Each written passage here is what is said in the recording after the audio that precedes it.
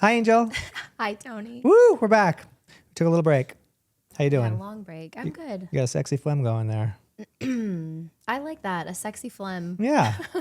I love a good sexy phlegm. Honestly, I love a little raspy voice. I think it's cute. Sure. Yeah, it is cute. Oh. It's fun. It's cute. When you did Holly's podcast, it was super like, oh, yeah, it's cute. Okay, Good noted. for a podcast. Did you remember that episode of Friends when Phoebe had her sexy phlegm when she was singing? Yeah, smelly cat. Yeah. Yes. Yeah. How you doing? I'm good. How are you? I'm good. I got a good mosquito bite, which really made my night last night. You need help. I feel like, well, it's true. I feel like one of the things that I do on this podcast is I out myself on some weird things once in a while. Like I've said a couple of embarrassing things about myself. This one is weird, but it's true that people hate mosquitoes. I hate mosquitoes, don't get me wrong. But I have this masochistic thing where I like a good mosquito bite to scratch at. So I will do this thing. You should unpack that. I will do this thing where if I see a mosquito and I'm sitting and watching TV, I'm like, ooh, come get me. Just one. Just want one. Meanwhile, and then I'll, yeah. And then I'll like, oh, God, it feels so good. You're crazy. Doesn't it feel good to scratch it though? No, I'm in pain when I have to scratch it. That's weird. Because I'm allergic to them and then it bruises. All right. Well, then it's just weird. I understand that it's weird. I hate when you're in bed and they're like that high pitched thing in your ear. And it Don't get me buzzes wrong. by. Yeah, it's the worst thing in the world. Drives me crazy. Yeah. But I love a good mosquito bite. Okay. I'm like, ooh, come get me, baby. Ew. Yeah. Yeah, that's weird. I'm a little weird. That's true. We've established. We have a guest. We do. I'm really excited about this one. Yeah. I met her today for the first time in for the real first life. time. Yeah. Yes. And I'm already healed. yeah. Yeah, that's how I felt when I met her. I met her through a friend, and yeah, we'll get to it. But like, she's so real. Like everything she does, she has this really amazing book called The Five Archetypes, and we're going to talk all about it. We filled out her thing so that we can talk about, like, she helps relationships. Well, we'll let her talk about what magic she does. Yes. Let's welcome Carey Davidson. Yeah. Carey. Guys, I'm over here like starting to cry.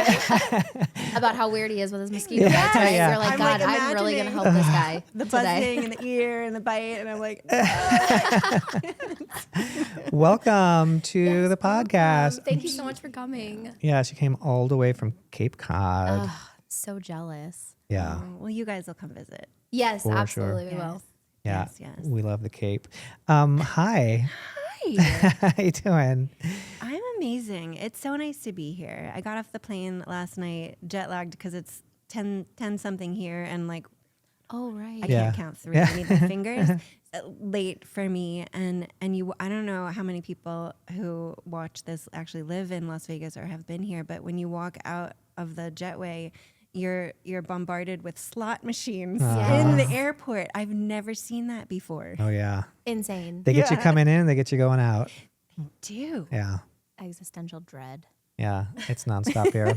It's such a perfect what Vegas is, too. You know, Yeah. it's like, so I met Carey through a friend while I was in New Orleans one year, and I was going through a weird thing. I'd just gone through a pretty rough divorce and custody battle, and I was like, had a lot of things, and our mutual friend was like, oh, it was during Crew de Vue, the festival in New Orleans, which is super fun, super packed, can hardly walk anywhere because there's so many people.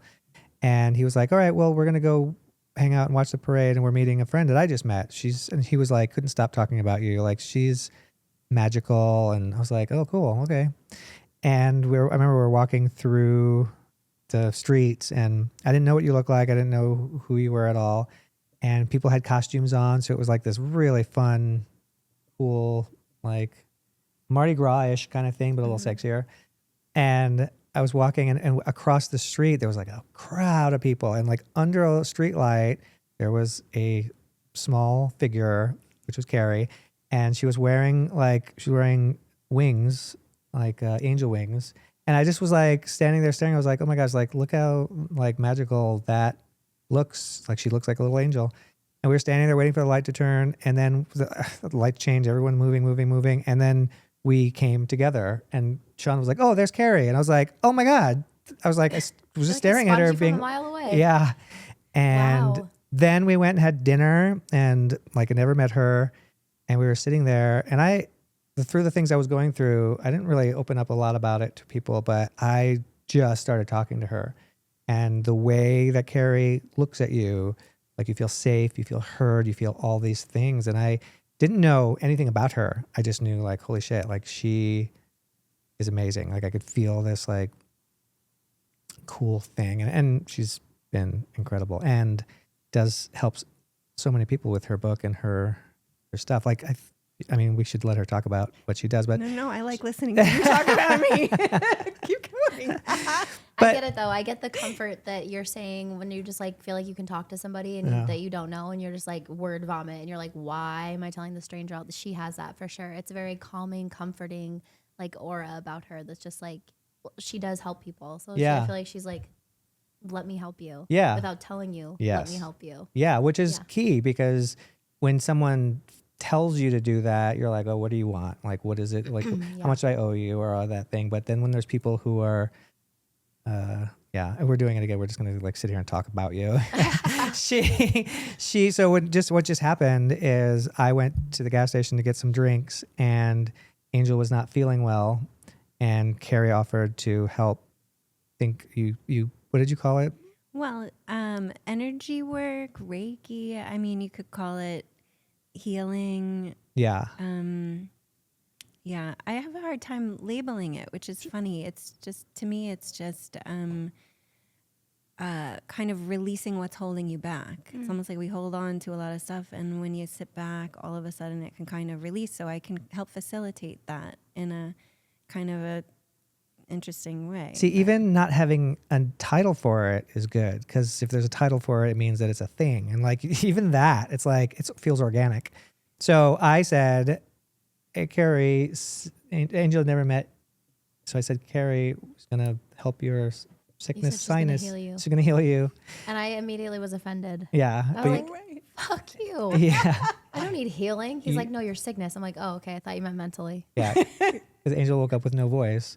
Yeah. And I am very, cynical and like about these things, skeptical. So many of those things. I'm always like, what is this? With a lot of things like in this world, psychic, whatever. And I was like, all right, I'm going to go to the gas station. I'm going to come back and see what happened. I can tell right away if you're like, walk back in and you were like, oh my God, she just healed me. Immediately healed. Immediately healed. I can't even explain it to you. I feel like we should give her a moment to explain what she does, Yeah. and then I'll explain how it worked on me. Yeah.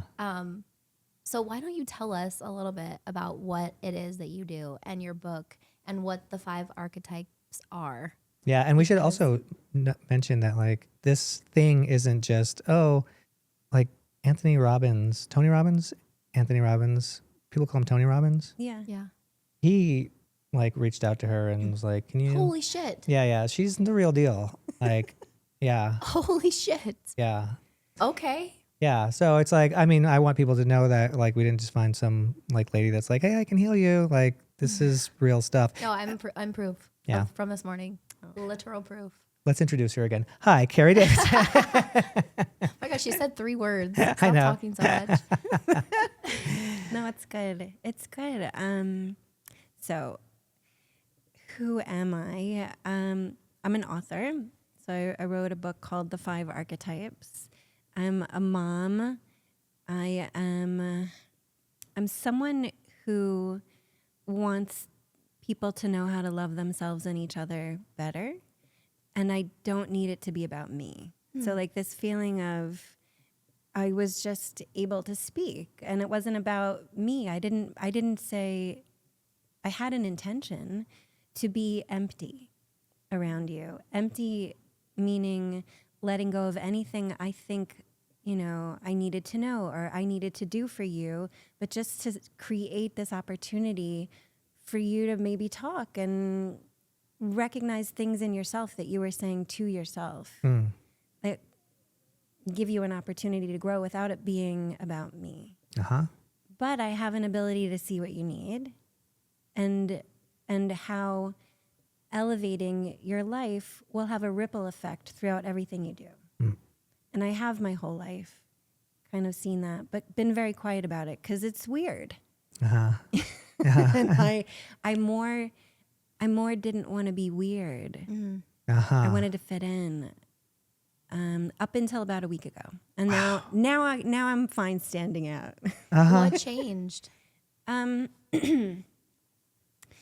think I started to notice a lot of mainstreamy people talking about psychic, spiritual topics, and more people getting curious, and more people being open. So I thought, okay, I'm not that strange. Yeah. So that it started to feel a little bit safer. But I would say for most of my life, I've had a hard time explaining what I do, trying to be myself but fit into a box that was acceptable to the corporate America normal people.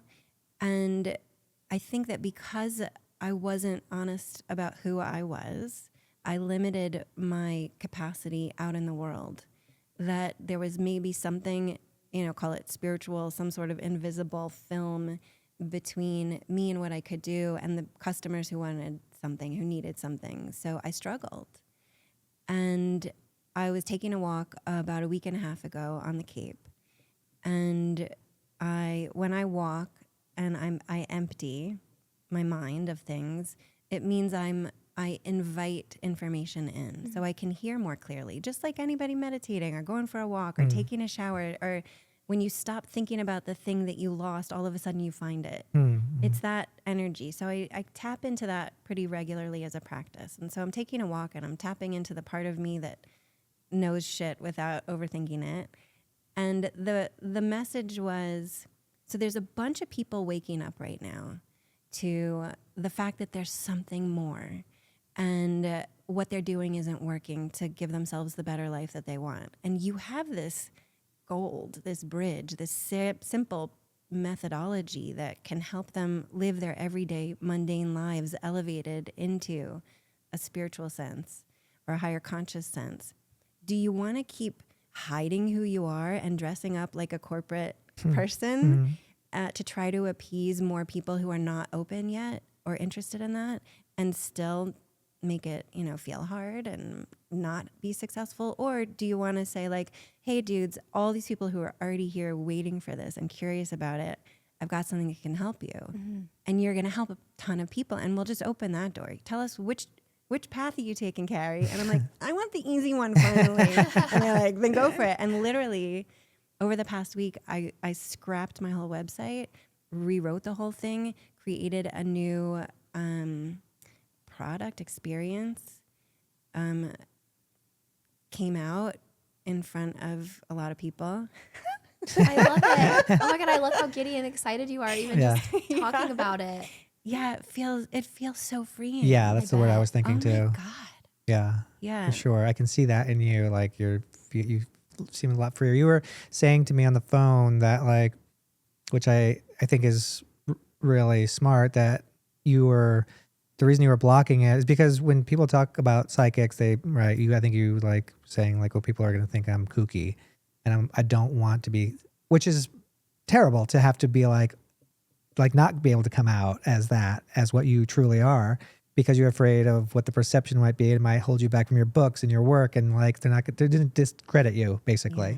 And like I said earlier, I can be really skeptic, and like it wasn't until talking to you and understanding like, oh my gosh, like I can feel it from you. You're not just like psychic, like a crystal ball kind of like, oh, give me $100 and I'll tell you something. That it's a real kind of thing that I can feel from you. But it's so cool that you overcame that and been like, okay, well, if I'm going to help people, they need to know where I am. Yeah. And how frustrating that like you have this ability, but you can't share it because of like the idea of what you're supposed to be. That must be just like, so frustrating. Yeah. But now look. Yeah. I love it. Yeah. Yeah. I mean, it was a constant, how can I massage the wording on my website so that it's true, but doesn't offend anyone who might see it and be kind of freaked out and immediately discount or discredit Yeah. who I am and that I can help them solve problems. Can you explain a little bit of how it works for you? Because I know that like when we talk sometimes and you say they, you like when we first met, I was like, who is she talking about? Who else is here? And it wasn't, it took me a while to be like, oh, them. Right. Can you explain a little bit of like how it works for you? Like when you're working? Yeah. So it's interesting. It's like the pronoun thing before the pronoun thing became a thing. Yeah. I didn't have a pronoun for this thing, and I didn't want to call it it. Right. Right. Feels And offensive. and I didn't know what it was. So how does it feel? How does it work? So it's a little bit of an instantaneous process. So there is probably a millisecond thing that I have to do, which is it's a feeling of dropping out, like removing things rather than calling something in. It's dropping out of the interference of the mind. So like, I don't know. Yes. So as a kid, it was just what I always did. It's a reflex almost, or an impulse or a default. I know that I can both be here and have a human experience. And at the same time, there's a part of me that floats. It's kind of all I can, like the way I can put words around it is I feel like there's a dense part of me that's grounded and then a floaty part of me that sees everything else. So it's rapid fast. I want that. Yeah. We can talk. That's what I teach. I love Yeah. that. So I realize it's easy to access. Yeah.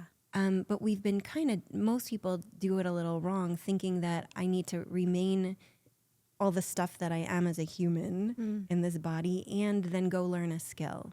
Kind of like go get a PhD in something or go get a master's in something. So you learn how to play the flute. So you're adding something on to who you are. But the real mechanism is the opposite. It's letting go of everything you think you know so that you're empty. Yeah. And empty things can elevate because they're not so dense that they sink. And when you elevate, all of a sudden you have access to all the other stuff that's always here for us and available. All the ideas, like all those, like you're empty when you're in the shower and you're la-di-da-di-da, or when I'm drying my hair and oh my God, I'm not thinking about my problem. All of a sudden it just pops in. So it's actually learning how to live in that state. Right. So hard. So you basically just gave your formula out. Yeah. Right? Like so you really can teach this. Yeah, I feel like that's not giving it out because she can say it all she wants, but actually being able to do that is really fucking hard. Yeah. Well, it's like meditating is hard. Like I can't meditate. Like and even just like when she's like, when you're in the shower and you're just like, la-di-da, that I never am in the shower just like thinking about nothing. You're redoing our fights and stuff and being like, I should have said this. No, I'm not redoing it. I'm practicing for the next one. Or that's some very big honesty in that. It's very honest. Like I'm mentally having my own. Practice. I know. I'm going to say next time he says that. No, literally. Good to know. I have a whole inner monologue with myself about like when he says this, I'm gonna be like, yeah, fuck you, or like whatever. Yeah, sure. And then, or I think about something that Roman's dealing with. It's like heavy, and I'm just like, fuck, like how can I help? Like there's nothing I can do. I feel helpless. Like I'm never ever just like, oh, yeah, I feel great. I'm not really thinking about anything. That's so hard. Yeah, I get that. For sure. And I mean, I think that what you said earlier too about like whatever your archetype, your main archetype, wood, fire, earth, metal, water, like these probably help you be able to access that more, right? Because if you're, like you said, you're fire, right? So it's easier for you to be fluttery and not holding on to things. Like this is making so much more sense. Like we should probably talk about your 5 archetypes too. Like we did the thing and I'm primarily metal and you were earth. Yeah. Very close with fire. But we were talking about metal earlier about like how analyzing and how like, that thing is, which is very true. And so it's harder for me to access what you're talking about because I am constantly thinking of ideas and how do I make it better and how do I blah, blah, blah, blah, blah. So you're right. Like it's easier said than done. Like that is a major gift, which I'm assuming like meditating, you can practice and get better at, obviously. Yeah. Well, yeah, it's practice. Two, it's knowing what your brand of interference sounds like. So metal has a very particular thought that they're going to have that feels like it's true, but it's actually the very interference that gets in your way of elevating. Wow, that tracks with you. I know, like, That literally tracks with Yeah, you. for sure. Because I feel like even you'll say something and I'm like, why did you even think of that? Yeah. Well, I'm not nonstop thinking of things. I'm like, God, I wish I could put this down. This book that I just wrote, I'm able to like put a lot down. But yeah, that makes sense. Yeah, and then, that does. That's pretty on brand. Yeah. Insane. yeah. Well, I listen, like the cool thing about the book is that you've figured out how to, like what you do for a living of like teaching people, helping relationships, helping companies, right? That it makes so much sense. When I first saw this, I was like, oh, this seems complicated, but it's the simplicity of what it is beautiful and super helpful. Would it take you a long time to explain to us the 5 archetypes, or can you go into it a little bit? Yeah. So the 5 archetypes correspond to the 5 elements theory of Chinese medicine. And it's an ancient model for how to thrive in the face of challenge. So it's the foundational way that energy moves in a system that's healthy. And you can apply it to your garden. You can apply it to a communication strategy in a company. You can apply it to your wellness routine. You can apply it to your relationship, to each other, to your thoughts.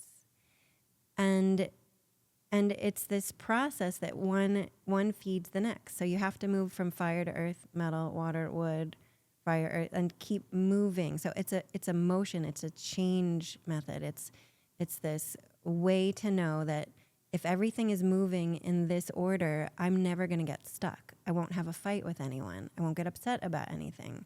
Like my problems won't happen. So things won't get stuck if it's moving. So it's a system for teaching you how everything needs to move, and you use it when you feel stuck. So if you feel stuck not knowing how to have an argument, what the next thing should be to move a relationship forward, or to get a raise, or whatever, wherever you're stuck, you can measure your elemental breakdown, where you over or under using the elements within your nature, and then measure them against the natural flow of how things flow in a healthy system, and say like, oh, I'm overusing my earth to get a raise. I need to activate my wood because my wood is not moving and my earth is getting everything stuck. And so then there's a strategy baked into that. Very, very simple. So you want me to tell you what each of the 5 kind of... Please. So fire, we all have all 5 in us, and they correspond to our organs as much as they correspond to our thoughts and our fears and our desires. And fire is our heart and our small intestine, and it's our capacity for joy and connection and eye contact and bringing things and people closer to us. It's touch also. It's needing to be seen and celebrated. It's that kind of energy. Then you have your earth energy, which is your stomach and your spleen, and it's food. It's like literal digestion. And it's also sharing and harmonizing and communicating and having relationships. And it's talking, it's small talk. It's talking just for the sake of being connected to someone rather than negotiating a strategy to get something done. Then you have metal. Metal is our lungs and large intestine. And it's also our breath. It's also our capacity for forgiveness and for gratitude.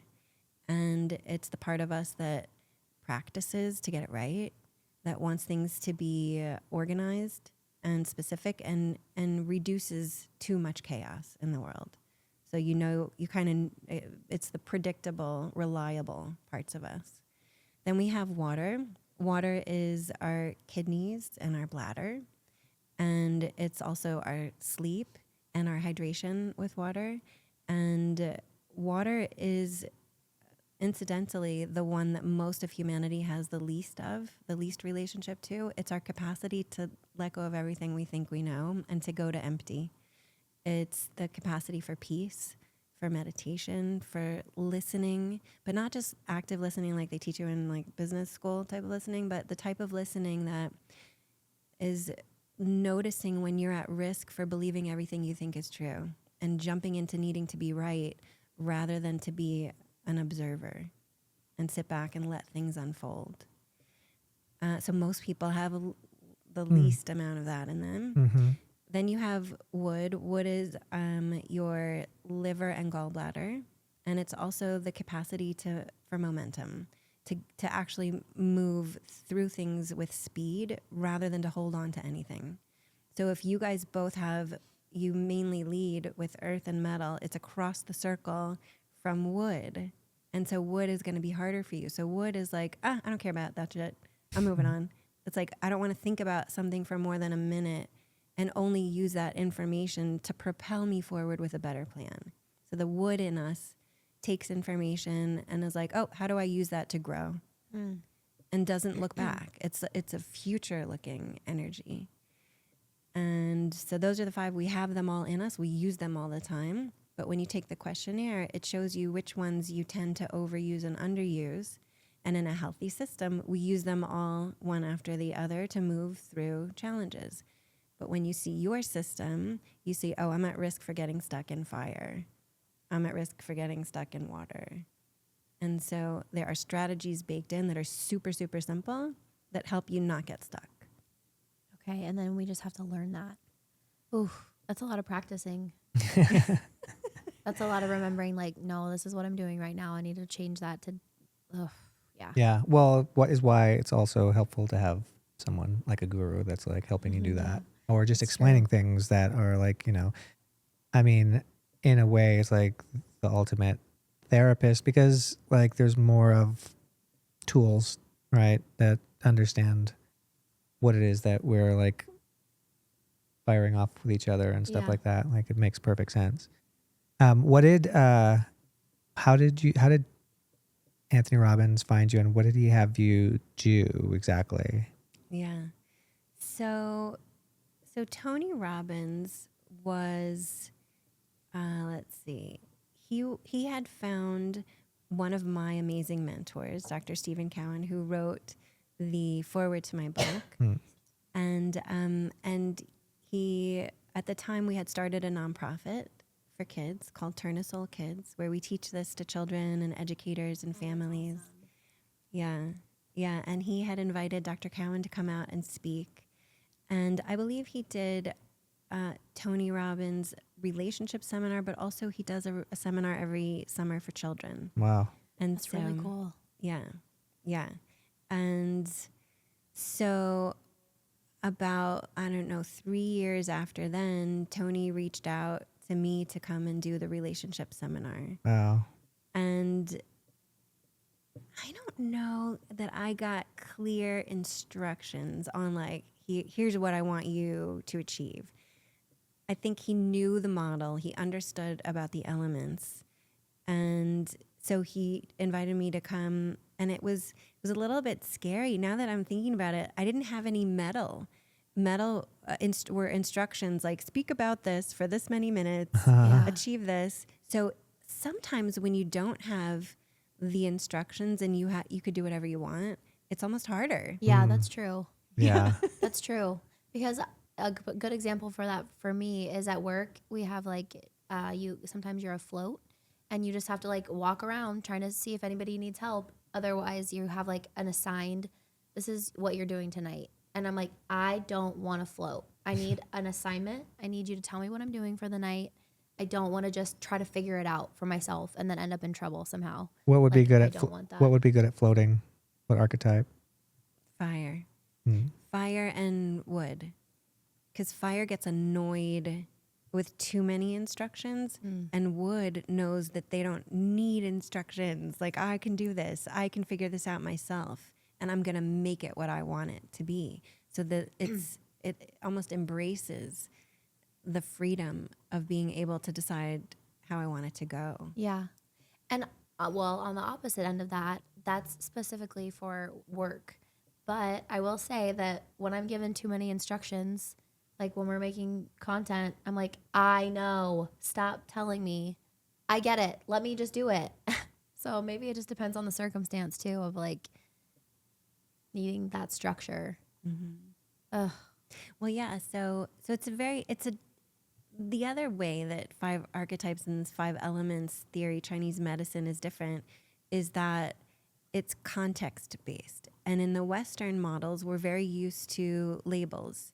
If you check off, 7 of 10 symptoms, then you have this diagnosis. And when you have that diagnosis, you have this treatment plan. So it's kind of inductive reasoning, whereas 5 archetypes is deductive reasoning, where there's a model of safety. There's a model that if everything's flowing in this system, you're going to be able to make better decisions for yourself and feel more at ease. And we back into it by starting with the thing you want to change instead of your symptoms. It's a very different questioning experience. So whenever I work with anybody, the first question is always, what do you want to change? I get up at 6 a.m. I want to be getting up at 5:30. So it's rather than being a diagnostic, it's how do I fit more into this framework so that I stop getting stuck? Interesting. Yeah. So interesting. Yeah. And how did you even figure that out? Or you just know that that's how it works? So what's been interesting is from a very little kid, I would see like the interactive dynamics between things, and it would look kind of like very fast lights, like moving around. Wow, that's so cool. And I just knew that it meant that if someone was operating out of fear rather than out of love, they weren't going to make decisions that kept people together. They were going to make decisions that made people not like each other at its very simplest state. And That sounds like what's going on in the world right, right now. Yeah. right. And as a kid, it felt like garbage in my body. Like my body could feel that stuff, and I didn't like it. So I had this capacity to neutralize fear through this thing that felt like I was pushing something out of my heart. So in my head, I was like, oh, I got to push out. I didn't know I didn't have another word for it. And so I could just be in a space and create just love.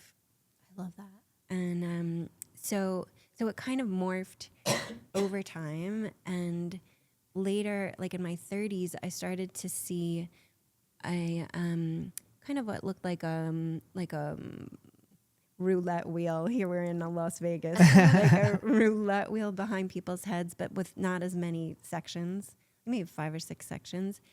And it would be, certain sections would be grayed out and some would be bright.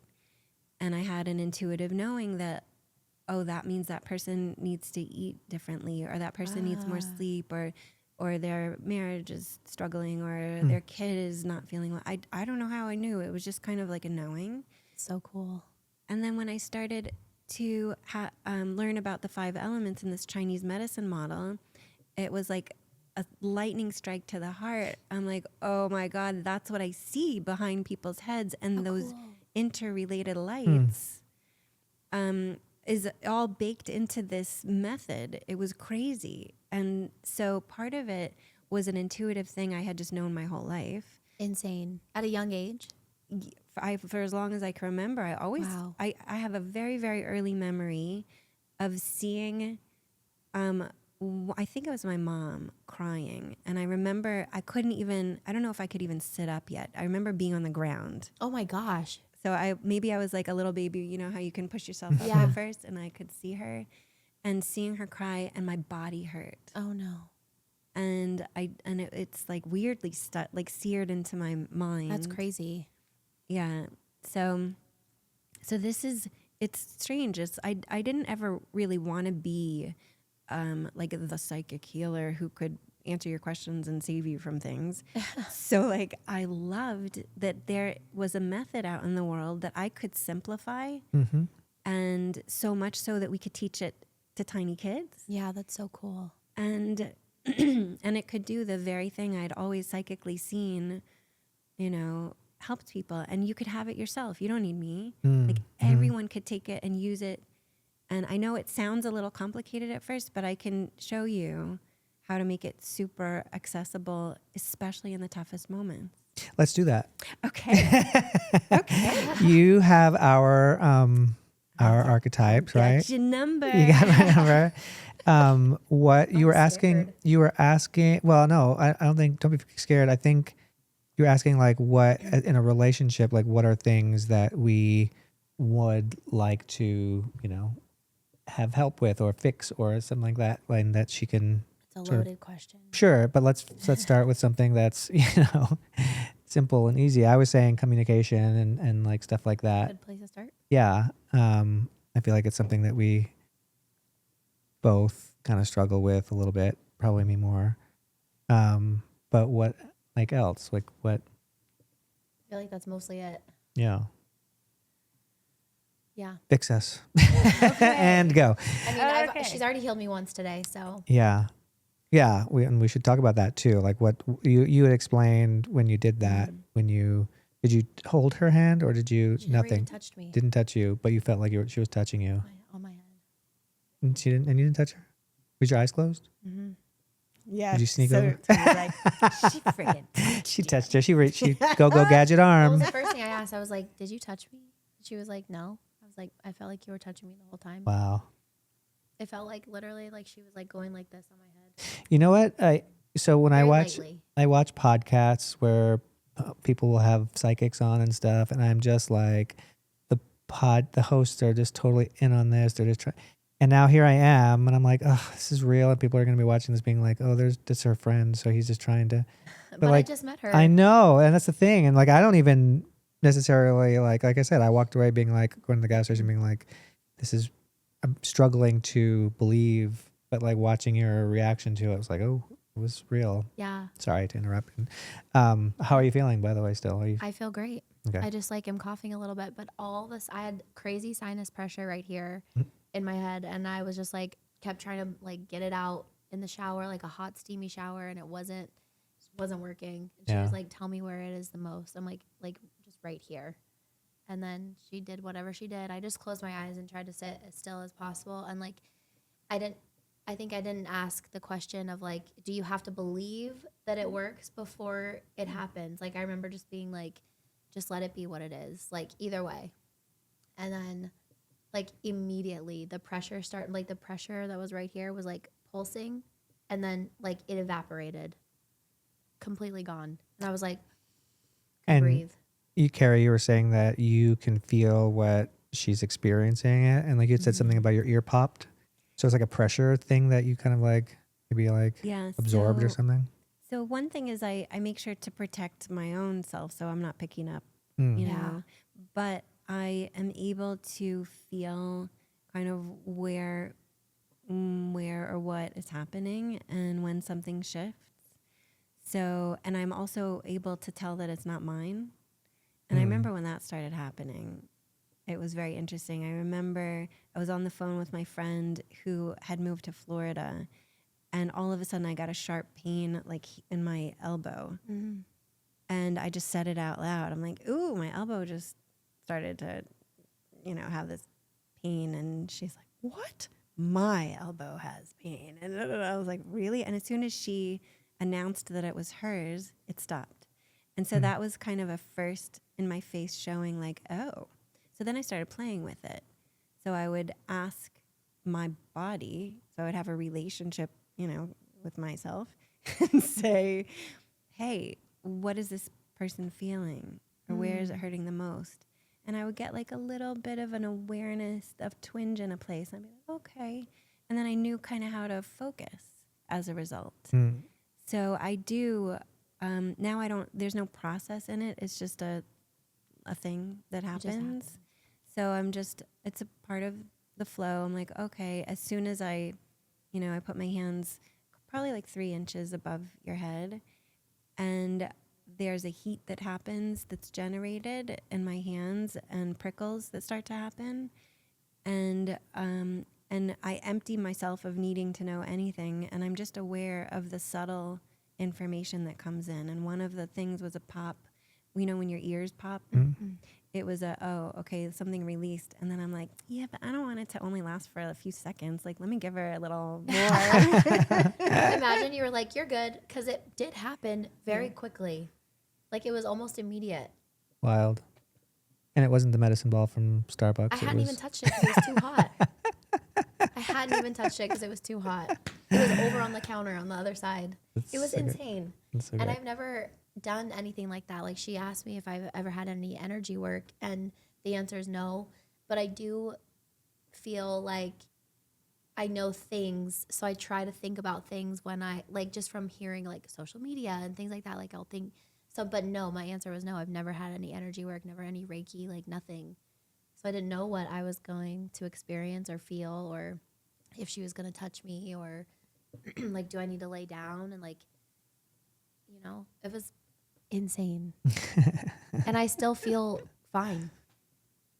Yeah, and you were not in a good place. Like, No, I was not in a good mood. yeah, it was night and day. It was wild. I don't even believe in that stuff. Here we are.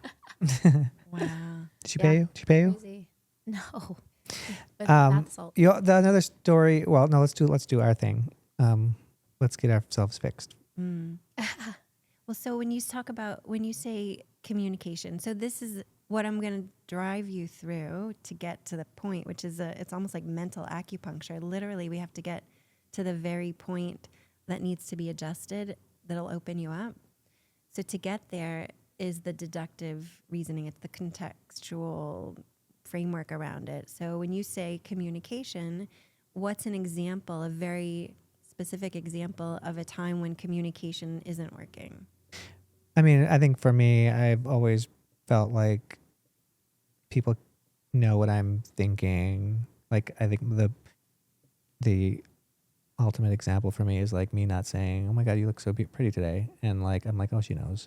Like, I'm not communicating my feelings of how I feel, and you're like, "Oh, I need to hear that." I think it's one, if that makes sense. Like, I don't know. Does that make sense? Yeah. Yeah. That's a good one to start with. But it's a thing that I always like. I tend to try to like use as few words as possible. I like to just be silent. So I think that's one of the things. I'm like, oh, I don't have to use these words. She knows. Or even, I feel like that's true in the sense with you of just life in general. Like, I'll be like, well, do you want to go have something to eat? And in my mind, the way I would respond is, yeah, that sounds really fun. Let's go do that. Do you want to, like, and it would be a conversation of like, should we go here? Should we go, like, instead you're just like, sure. And I'm like, okay, so you don't want to go. Yeah. And then I internalize, and then I'm like pissed immediately. Like, well, fuck you. We don't have to go eat. Communication, I think, is a big thing. Well, I think a good one for you on your side is like texting. Like, if she were to say, "Hey, can you stop and pick me up a coffee?" and I give her a thumbs up back, she will take that as I hate her. Like, I spiral immediately. Thumbs up is like her, and which is hard because majority of that thumbs up idea is not for that. It's to say, it's an easy way to not use words and be like, gotcha. Okay. Not sure, I guess, but it's a communication thing. And it's a hard thing because now when in the real world, like if someone sends me the thumb back, I'm like, wait, what the fuck is this now? Because I know how Angel feels about it. Yeah, it's stuck in my head. So because it's just not nice. Like, you can be nicer. Just be nicer. I totally agree. Hey! I totally agree. Like, this is not nice. No. It's like a passive aggressive, I fucking guess. Yeah. I guess. I know. No, I feel the same exact way. And I was telling Amir Right? about this. He would Because- like everything. And I'd Yeah. be like, ooh, like.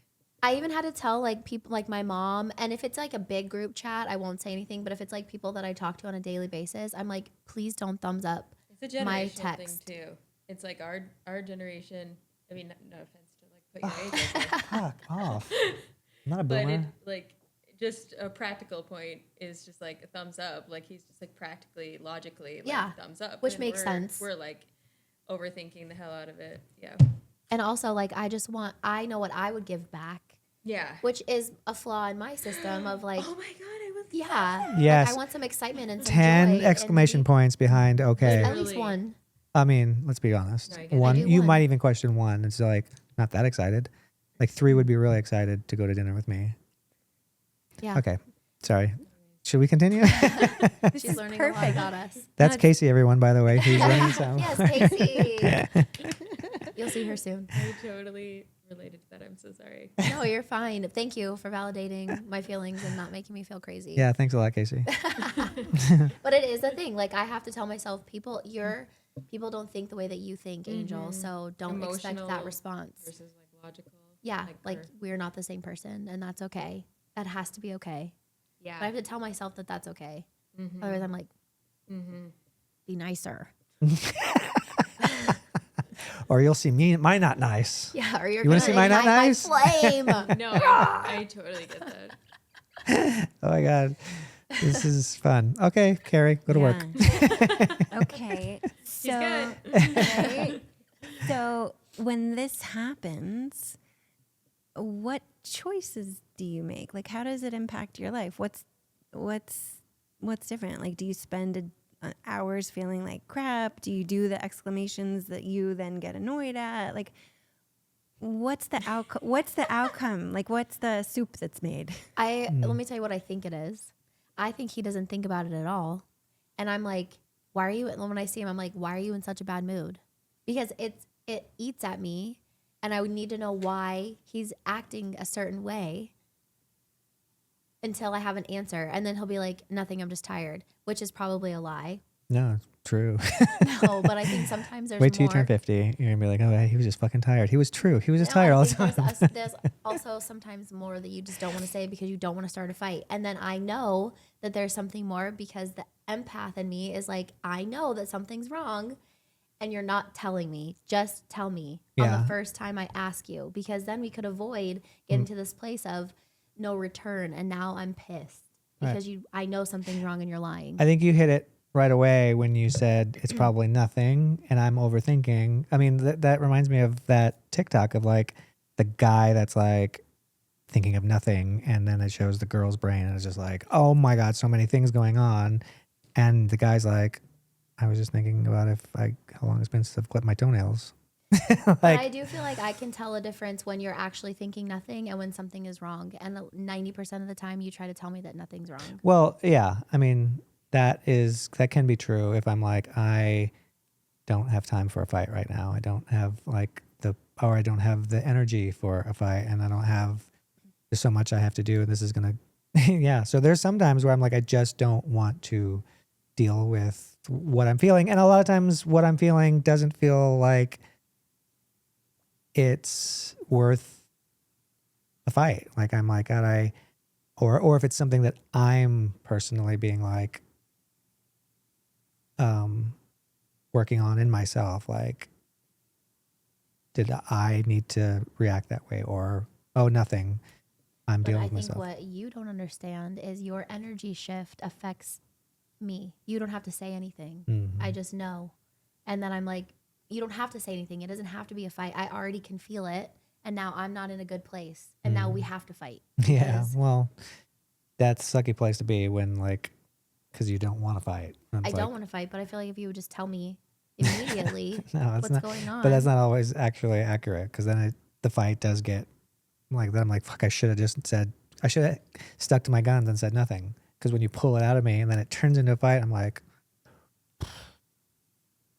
is this more than you bargained for? You went ready to go back to Cape Cod? No, She's like, I'm this leaving is tonight. like, this is everybody. Yeah. I know it can kind of feel like maybe it's, oh, why am I going through this? But this is 95+% of humanity. Yeah. And it's perfect. You'll see. This is absolutely perfect. I have one more question. Go. If I'm freaking amazing and I kill it and I solve this for you, what does tomorrow look like? What does this afternoon look like? What choices will be different? How will you live differently? How will you know inside of you that something was better? Oh, I feel like I'm going to think about this forever. And I think that, no offense, but I think you're going to have to think and work on things. What do you mean? Like if she really does all this healing, I'm going to believe and be like, oh my God, no, this is like a game-changing moment for me, because I am the pessimistic or optimistic, like, oh my God, this is going to change everything. We're going to wake up and be able to work through things better. Because I think that in my mind, everybody should think like me. And I feel like you're going to be like, no, it was just because she was there. That can be true. Like, that's why I feel in therapy in general, where I'm constantly like trying to find tools to be like, how can I want peace, and I want to be able to just be like, oh, that's not worth the fight.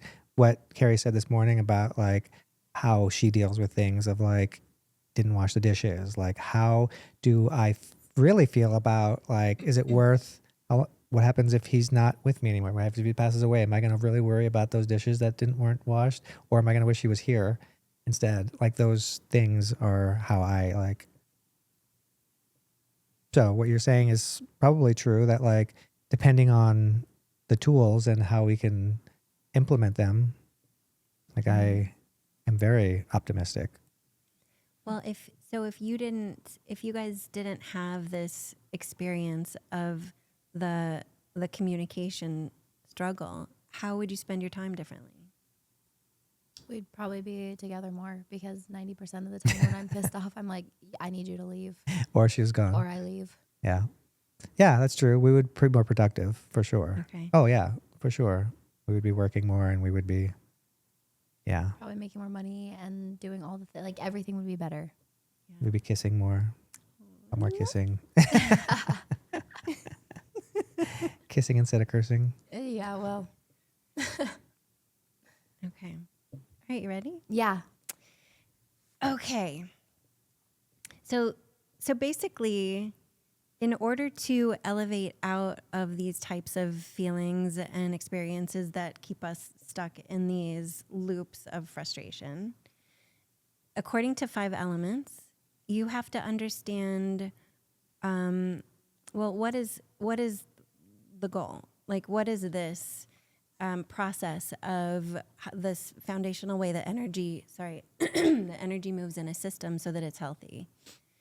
And then where am I operating from? And so you know the gap, and then you know how to fill the gap. And so when you deal with 2 individual people, it's first interesting to see like your own gaps in yourself, and then you as a couple. So I'm going to show you kind of the gap and why you have these thoughts in the first place, and then how to fill it in your own lives, but then as a couple. Okay. So should we start with Angel, with yours? So your elements, your highest was earth, your second was fire, third metal, fourth wood, fifth water. And when your highest element is earth, you are amazing at being the glue that keeps all relationships together. You want to be the house where everybody comes. Yes. And feels loved and cared for and fed and wants to come back. You want to be the one who's needed and seen as the person who can turn chaos into order, and appreciated for it, recognized for it, because otherwise it kind of feel used, because you go out of your way so much to make sure that everything is beautiful and non-chaotic, and then no one gives a darn about it, and it just feels like shit. You're That's such a good example. And then you're like, thumbs up. That's such a good example of you. Like, if she holds the door open for someone and someone doesn't say thank you, she's like, I'm like, you're welcome. yeah. Right. Yeah. So earth is at risk under stress. Each element is at risk for getting their self-worth met by outside sources, by other people or other things. So your gift in this world is that you came in being the one of the 5 that knows how to care for others and knows how to give unconditionally. And to heal or to keep yourself from overdoing that and feeling disrespected, you have to do 2 things. 1, do something for yourself every day. Because earth is at risk for thinking that I shouldn't have needs. And if I... This is very on brand. Yeah. Okay. This is, there's a so reason happy that- Simon and Schuster is like pushing this book, I'm right? so She happy knows you're what she's telling me talking this. about. Yeah. Okay, yes, keep going. Yeah. Yeah. So even if it's a little thing, even if it's watching a silly video, even if it's giving yourself a hand massage, even if it's taking a bite of something you find delicious and not sharing it with Tony, Yeah, I like this. It's for me. This is my time. right? Something divine for you every day. And the other thing is to remember that no is a full sentence. Earth, That's very hard for me. yes. So Earth is at risk for thinking that they are the glue in relationships. That if something goes wrong, they feel guilty that they did something to make it go wrong. And This is literally spot on yeah, to my whole existence. yeah, yeah, yeah. And the thing is, yes, 100% you came in knowing how to have badass relationships and be the amazing relationship person. And the challenge comes when you need other people to acknowledge that and appreciate that in you in order to feel you have self-worth.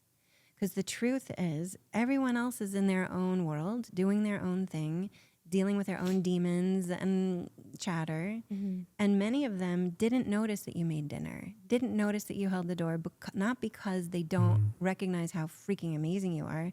It's because they're freaking out about the interview that they might not get the job or whatever crap they're obsessing about in the moment.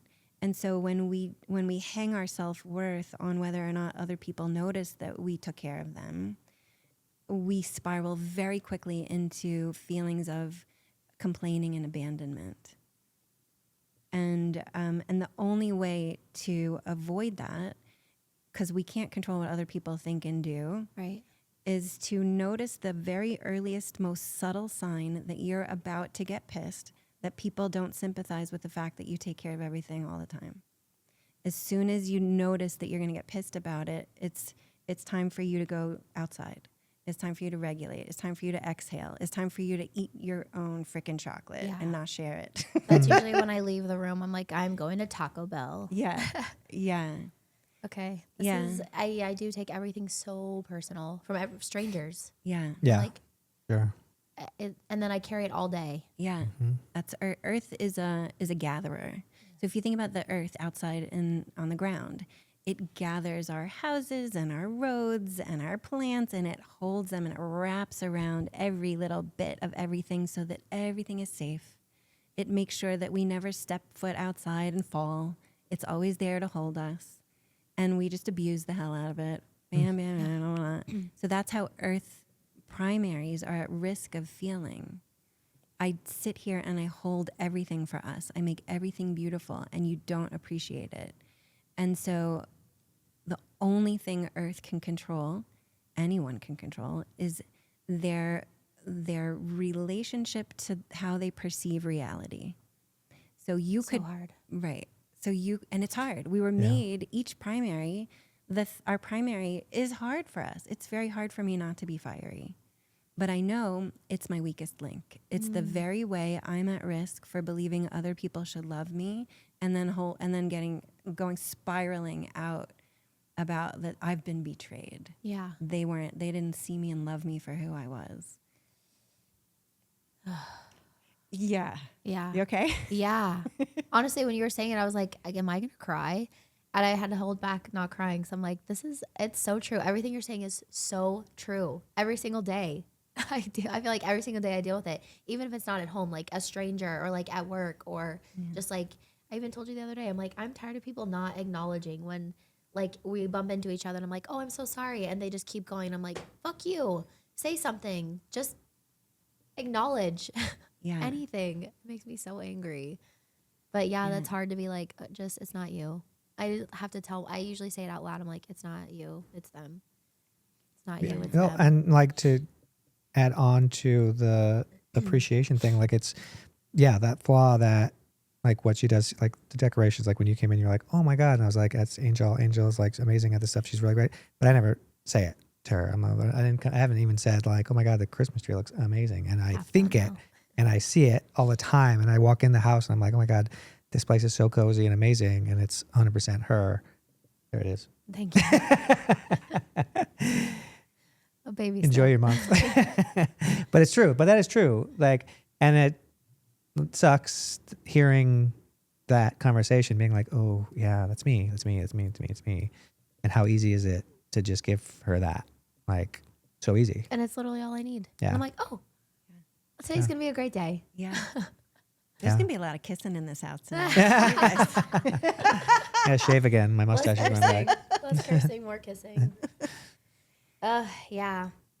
And I love that no is a full sentence. That's going to be really hard for me.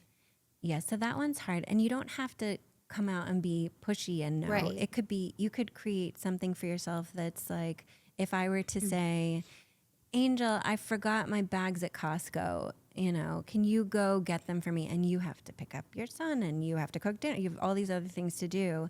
Your earth in you is going to want to say, well, I don't want to ruin the relationship with Carey, so Right. I better say yes.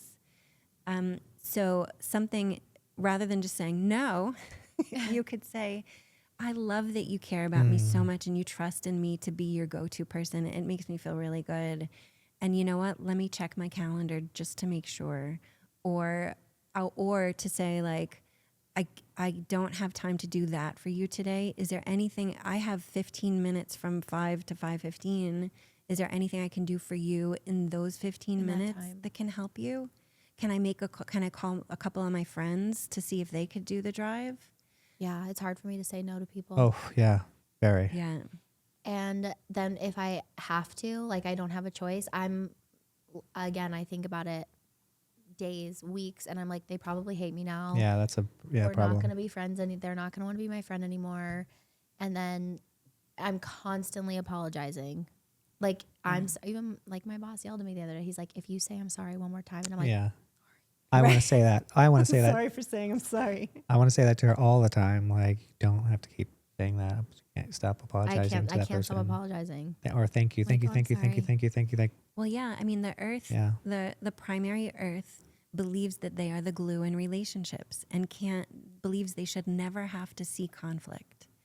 And so if you're apologizing and over giving and over making sure that you didn't do anything to cause any conflict, then there's this subconscious belief that everything's going to be okay and you Yeah. won't be abandoned. Correct. Is where it And you're goes not going to hate me. right.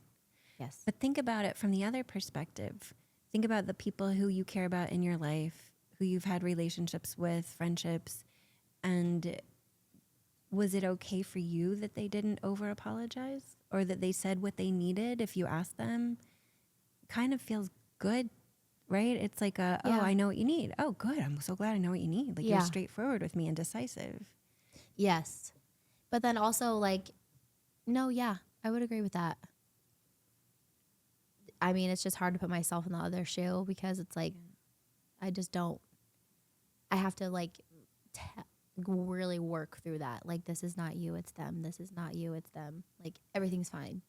And then I'll think about it later and go, no, everything's fine.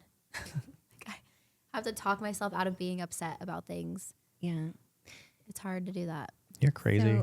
So there is a way, there is a way that's different. So it's interesting with Earth, it's hard to talk yourself out of the challenge because the challenge is talking.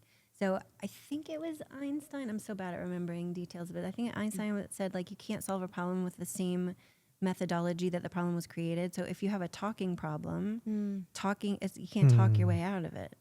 Interesting. And so the way that Earth gets out of the rumination and the worry is through the next element, which is metal. So metal is an element that's like a very clearly defined beginning and end, like a metal box. Earth can get into overwhelm and over Earth, and it could just get overflowing. And so certain things can stop your mind from rumination. So rather than addressing the thing you're ruminating about, go clean out a shelf. Go clean, organize your sweaters. Wipe down the kitchen counters because there's a very clear beginning. There's very clearly mess and a very clearly neat. So you can't overthink it. You know when it's done. Yeah, it's like more structured. Yeah, anything that's structured, anything you can organize your junk drawer, organize your pen jar. tap out to the beat of a song. Count the beats. That's never wrong. Count how many corners there are in a room. Once you're finished, you're finished. It's like, so Okay, done. yeah.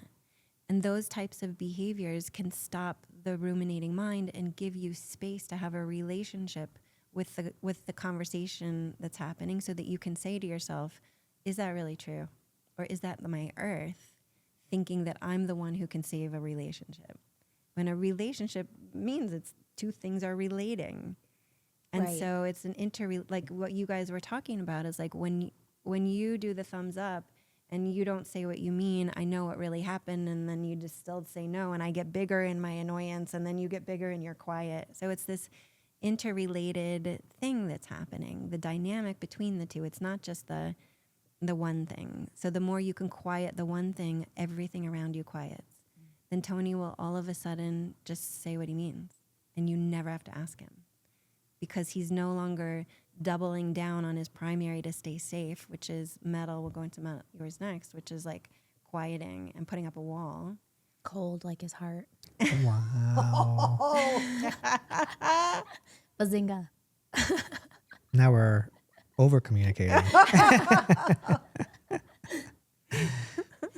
I was waiting for that joke. Yeah, she was formulating it all night. Yeah. What is he metal? What can I say? What zinger can I put in there? Yeah. Yeah. Just keeping it. We're keeping it light. Yeah. So for you, it's the first part is recognizing what is your overactive earth and naming it, rather than being I am feeling this thing, or I am not good because, or this thing happened to me. The conversation in your mind becomes, oh, my earth is over believing that there's a problem here. Because there's not. It's just Right. in my head that there is. Yeah. Oy vey. Yeah. Yeah. And then what do I do when I over believe that this is true? I go into my metal. What can I organize? What can I clean? What can I count? And it stops the rumination so that you can see it clearly for what it is, and then decide what to do about it. Because if it is, the emoji needs to stop, then if you address it in your calm, empty energy instead of your earth fire energy, all of a sudden it becomes about a third. It's not about the people. It's about this depersonalized element that's getting stuck in the flow of how things need to flow.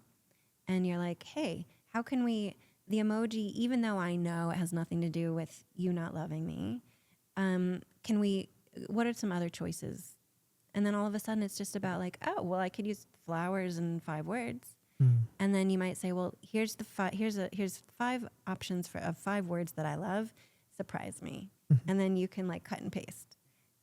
And then it just becomes like, oh, it's that one thing that's the fly in the ointment. Let's just remove the fly. It has nothing to do with how much we love each other.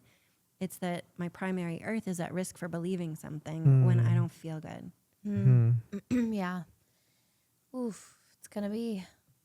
I feel like if I say, let's try that again, or use a different word, you're going to be like sarcastic and like try to be funny. And I'm never sarcastic, first of all. Make me more mad. Hey. So sarcasm. I'm gonna pause real quick because she waved her hand. Oh, Can we okay. do a wide angle? Yeah, too, 'cause yeah, I want for to sure. continue. Sorry. Absolutely. No, you're good. No. See what we got. Okay. Okay, now we're on to So should we Tony. do Tony? Yeah, let's figure. Let's Okay. crack with open this? that box. Okay, let's give you a lot of love, and I promise you this will feel safe and loving and only good, and will bring you closer to everything you want in life and in love and everything. So, okay, ready, Freddie? Ready. Okay. And I'm in charge of editing this, so I can just. Okay. So in order to give you that outcome where you both gain back hours of your lives every day towards planning the life you want, towards loving each other more, towards more kisses and more money and all the things, the next step will be to talk about similar things for your constitution. And then after that, I'll combine the two. Okay. And give you like a very clear-cut thing, simple, that you can do for yourselves and each other every day to build that life that you want. Okay, I love it. All right, Tony. Okay, so Tony, your primary is metal. Heavy metal. Heavy metal Specifically. with very high earth and fire also. So it's not like you don't have the same qualities that Angel has. You just lead with a different one. Your next one, which is also pretty high, is water, and your lowest is wood energy. And so when your highest is metal, your gift to the world is beauty and grace and perfection and value. You came out of the womb knowing exactly how to notice what's valuable and what's not, and how not to waste your time on stuff that's not going to help you. Yeah. And where you're at risk is believing that other people should acknowledge that you are the one who is valuable, and grieving the loss or the past or how things should be, that people should be acknowledging the fact that I knew exactly how to get that done. Right? Yeah. Yeah. And so again, it's like hanging your self-worth on the whims of other people remembering shit or paying attention in ways that they're likely not, because they're all up in their head worried about whatever garbage is going on in their own lives. That, and likely, if they're not listening to what you know is valuable, they're not quite ready to make that change in their lives yet. And so can you have compassion for that person who needs to feel the pain a little bit longer, who needs to keep dating that wrong person for a few more decades? Even though like you can see it clear as a bell, if they made this change, life would get better. Yeah. Does that make sense? Mm-hmm. Yeah. So let's see. Your lowest is wood energy. And wood energy, I think we talked a little bit about it before, is the future. It's forward momentum. It's noticing. It would be your capacity to notice, like, darn it, I really wish it could have been, or I wish they would have noticed, or I wish something happened in the past. To notice it and spend more than half of your time focusing on what are you going to do differently going forward so that does get better, rather than spending more of the time thinking about what happened in the past. So metal is really good at learning from mistakes. They're at risk of holding on to the story of the mistake instead of only using it as the medicine to create a better future. Yeah. Does that make sense? Yeah, for sure. Yeah. Got me. Okay. And so where you can notice that, I'm getting stuck in my stuff, is grieving the fact that you have to be feeling grief about something right now. Yeah. So, yeah. And then finding the fatal flaw in everything. Yeah. And pontificating. Yeah. Yeah. Oof, yeah. Yeah. Yeah. Holy cow. Oh, yeah. And that energy, so metal is the energy of, like, each one of the five has a speed of engagement. Metal is the energy of stop. Water is the energy of going deep to eternity, just depth. Wood is the energy of upward spiral as fast as it can possibly go. Fire is the energy of scattering all over the place and getting confused. Earth is the energy of side to side hugs. And so when we're in flow, we use them all when they're needed. Sometimes burning building, get the hell out of the building fast. We use our wood energy. It's not time to kumbaya and put our hands around each other. So part of this challenge is to use the right energy at the right time for the right reasons, Right. in the right situations. So what happens when you guys get frustrated at each other, you're at risk for overusing the stop energy and putting up a wall of don't want to, it's safer, it's more comfortable to have boundaries. And that feels safe in your body. And for you, when you feel frustrated, you want the hug. You need the closeness. You need to know that you still love me. You're not abandoning me. And metal can feel like abandonment because it closes down. And so the way you both go into your reactive states in your primary is the very thing that triggers each other into wanting to go more and more into feeling safe. And so you'll overreach and you'll stand back. And when you understand that it's just the element, it's not personal, it's just the way you're at risk for overusing one element and underusing your water or your fire or your wood energy. When you feel uncomfortable, the mind, the body, the person, whatever, we can't tolerate the discomfort. So we do the thing that impulsively we think makes us feel better and have to stop feeling that uncomfortable feeling quick. Mm-hmm. And so for metal, it's boundary. For earth, it's a hug. For fire, it's tell me I'm beautiful. For wood, it's let's get out of here fast. Let's move it. For water, it's isolation and going deep into my own private imagination. And when we do that, instead of staying still and having faith that our temporary discomfort will pass and gaining information while we wait, we stimulate the worst in each other, which is what you're seeing in politics, what you're seeing in the world stage, what you can sometimes see in your own relationships. When you're not meaning, when you want the hug or when you want the quiet, it's not that you have any, it's not about each other. It's about your primary element is the only thing stimulated at the moment. Mm-hmm. And to heal, you need to use all 5 of your parts instead of just one. Yeah. Yeah. Is there a specific rotation that you're supposed to go in? Like it goes in order. So like if I'm Earth, what do I go to next? Yeah. So it depends. Like on yes, and like to put it through, like let's put it to work into context. So okay, so it depends on the situation. Yeah, but it's usually the same, but out of context, it's hard to grasp. Okay. So like, what's an example you want? Like, okay, you get a thumbs up emoji. Should we walk through that? Sure. Okay, so tell me. So you're doing your day, and you send a text. You ask a question or something. Like, how would it go? Can you take the garbage out? Can you do me a favor, please, and take the garbage out when you get home? On it. I'm on it. But you don't say I'm on it. That's Just what it means. thumbs up. I'm on it. Okay. So then what happens in your, so you see that, and what's the first thing that happens? I'm immediately mad at him. So you have, fuck you. so anger comes up. Yes. So anger, and do you think, are there any words that form? Like, is it a sentence in your head? Like, he is a jerk, or he doesn't care about me, Yikes. or he should have said blah, blah, blah. Like, is there a word? It's mostly just like, what a dick. That's what we're dealing with, people. Yeah. Like, what a dick. We should make a t-shirt.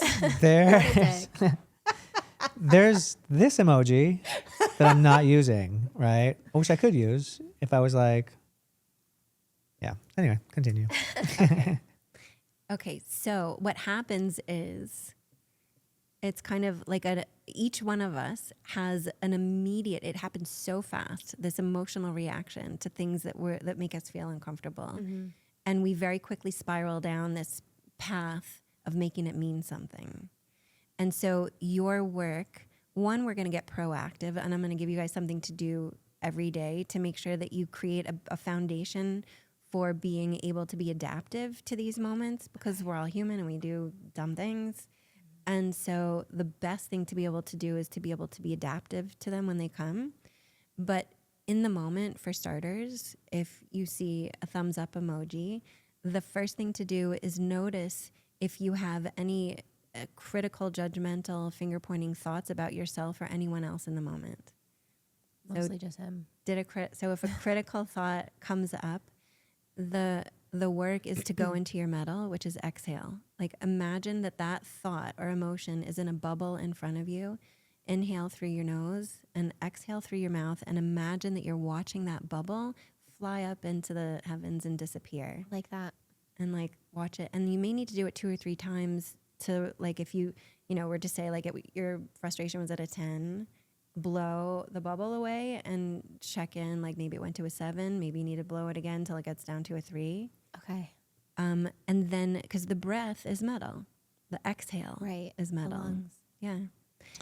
This method, right? Because I don't do thumbs up, so this method you apply to other things, right? Obviously, Yeah. because if I do this to you, it does mean, right? If it weren't a fight, I guess my point is I don't do this anymore to you. I do it to other people in the world that I don't think have that reaction. Yeah. So It's probably most people. me doing this to you means I'm mad. Yeah, correct. So that thing's probably not going to work. No, but this is just a certain, like, Yes. no, yeah. Okay. Just making sure we're clear. Thank you. Mm-hmm. Thank you, master. A lot of communication happening here. Yeah. But you know what? The other thing that I want to share is that we get so used to asking for tips and tools to deal with stress in the moment. How do I deal with this big volcano that just erupted inside of me? And so there's so many people who teach that, and there's so many things you can like physically take, and tips and tools and all these things you can do. So that's a very Western medicine approach to what do I do when shit hits fan and then there's an emergency. So like the emergency room of mental health. And Eastern practices are preventative care. So it's not like you're not going to go to an acupuncturist, if God forbid there was like, a broken bone. Right. I mean, maybe it helps with the pain, but you're not going to go there for them to reset your bone. Right. But Western medicine's great at that. You get to that emergency room, get that done. And so what Eastern practices like this is really great for is creating the container for the potential for everything to be okay. And so it's preventative, proactive care. So how do I create the capacity so that this environment is a place where even when we do dumb shit, nobody like has a reaction. Nothing happens. Yeah. So Being proactive about the reaction. Yeah. Okay. yeah. It's like preventative. Yeah. Yeah. So the first thing is to notice that if I'm having a reaction, that's just my earth not being balanced with the rest of my elements. And if I'm having a reaction, that's just my metal not being balanced with the rest of my elements. So discomfort is an invitation to get closer to each other. So the second I feel uncomfortable about an emoji or about a question, rather than the impulse is going to be, I don't like the discomfort, you're causing my discomfort, so you better stop, which always causes more oppositional thinking and that interrelatedness that doesn't work. So the other option is to notice like, oh, my primary element got annoyed. I need to recognize that, exhale it, and come in and say, oh my gosh, I just did something that caused some discomfort. I want to know, like, let's talk about it. What do you need from me right now? And Like to ourselves.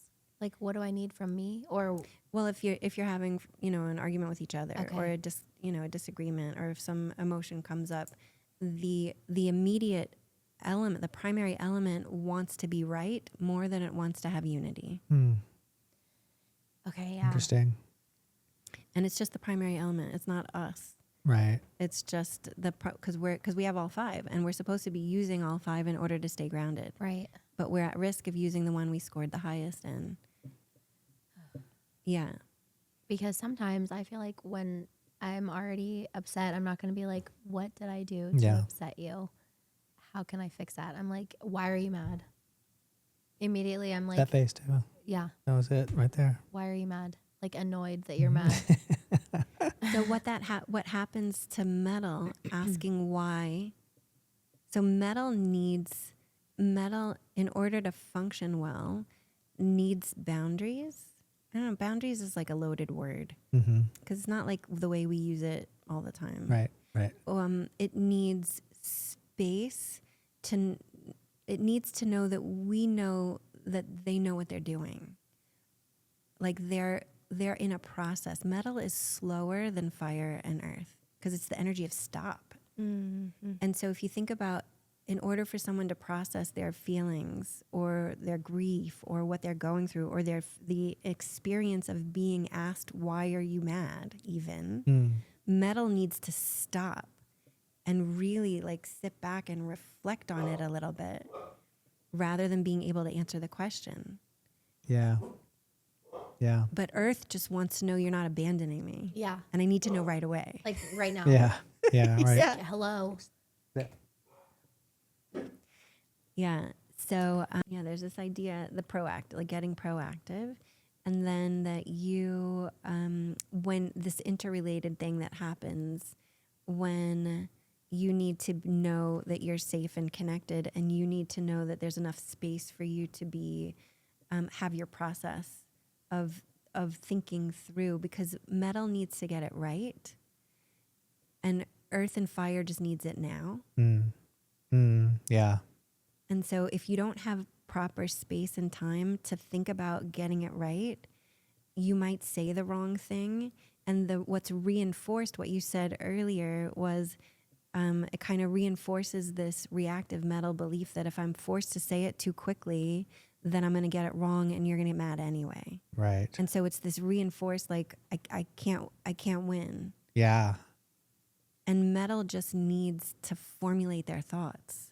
Like you and I have thoughts really fast. We know what they are, and they are instantaneous. And how could anyone else not? Yeah. Yeah. It's so weird. But What do you mean? metal is like, they really need to sit back Oh, and so true. think about it and let it formulate. It's almost like, imagine like a diamond. It has to sit under the earth and get squashed for, I don't know how long. I should probably look that up, but I don't know how, but it's a long time. Yeah. Yeah. And so that's what metal is. It's Hey. like, I'm a diamond, just so you know. Diamond Let's in the rough. keep it right. Diamond over here. All right. Thank you. All right. Sorry. A gem. Um, So when I say what a gem, I think. just know. I think. Well, I think that's what's like. God, it's so crazy to hit on the. You like keep hitting it right on the nose for both of us. Like even the idea of like I need to process this. Like if I do this, it's gonna cause if I do this. Either way, it's gonna be a fight. And then like it's which is the worst fight? Kind of like that. Like process. Metal. Yeah. It's a real thing.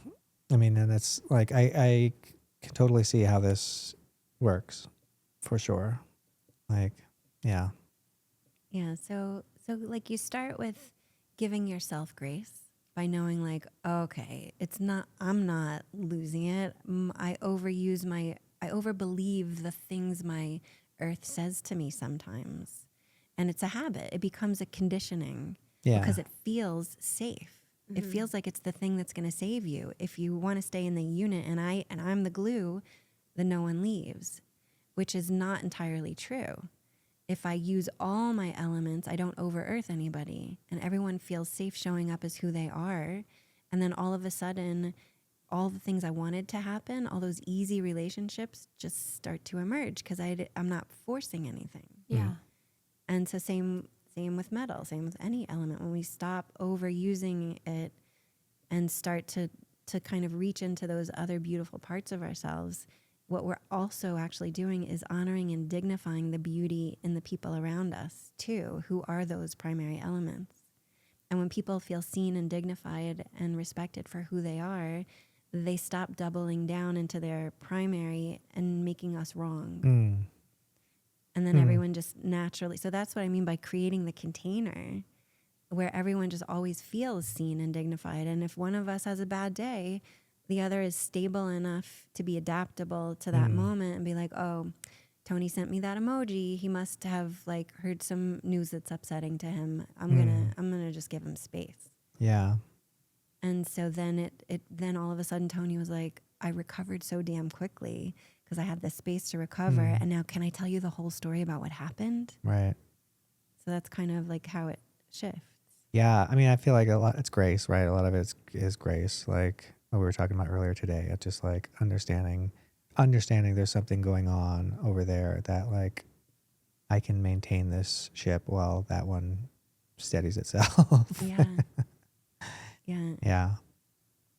So you want me to give you the proactive, like, little thing to do for each Please, other? yes. So, so I work with kids sometimes, and what I notice is that kids who are primary wood are the toughest ones in school because they don't want to follow the rules. They don't want to sit in their desk. They need to move, and they have to follow these tight rules. And what I explain, teachers, try to discipline them or redirect them and try to get them to follow along, and it doesn't work, and it's exhausting. And so the tactic I teach them is that, well, this wood kid needs to feel seen, needs to feel respected, needs to feel like they have agency over themselves, that they have a choice, that they're winners. So give it to them every day in a very wholesome, beautiful way so that you're filling their plate, and they're not starved for the very thing that they think is keeping them alive. And then acting out. Right. Yeah. So they're full. It's like giving someone, like, they've had a full breakfast, so they're not like looking for snacks in their bag all afternoon. So you can do that for each other. So one thing that you can do for Tony, and then you guys can also like customize it for what makes sense. But you can soften this feeling of I'm not acknowledged for my value by every day waking up and bookending your day, and the first thing in the morning, looking at Tony, like, I really value that you set up this amazing podcast studio with such detail, like the mechanics. I could never have done any of that, like this, and look what it has done for our lives. And maybe at the end of the day, noticing, like, Tony, you washed the car and it had been a mess, and I really needed, you made me look like I know how to clean a car when I arrived at that event last night, and it was dirty for a week, and da-da-da. So this is how your attention to detail has improved my life. And then all of a sudden, it's easier for Tony to adapt to all the moving chaos in the world. And so for you, things you can say for Angel, also bookend the day. Just start the day and end the day with something that makes Earth feel seen, which is Earth loves to be seen as the person who created this hub of love, and this home is loving and welcoming, and that you're such a good friend, and that you take care of so many more things than you ever had to, and that you think ahead for ways to make people feel good and seen and cared for, and you do it with such beauty, and you never ask for a thank you. Like, you just do it because it's like the way you do it. And to be in a loving relationship with someone who's like that, I feel like I'm a king. Like, I hit the jackpot. Pun intended for Las Vegas. You're on a roll. I love that. You got roulette wheels. Right? Right? So, like, Let's get to the sin. Right. Right. But when you proactively create the conditions for someone to not have to go starving for the very thing that they need to feel seen in this world, all of a sudden you can handle anything.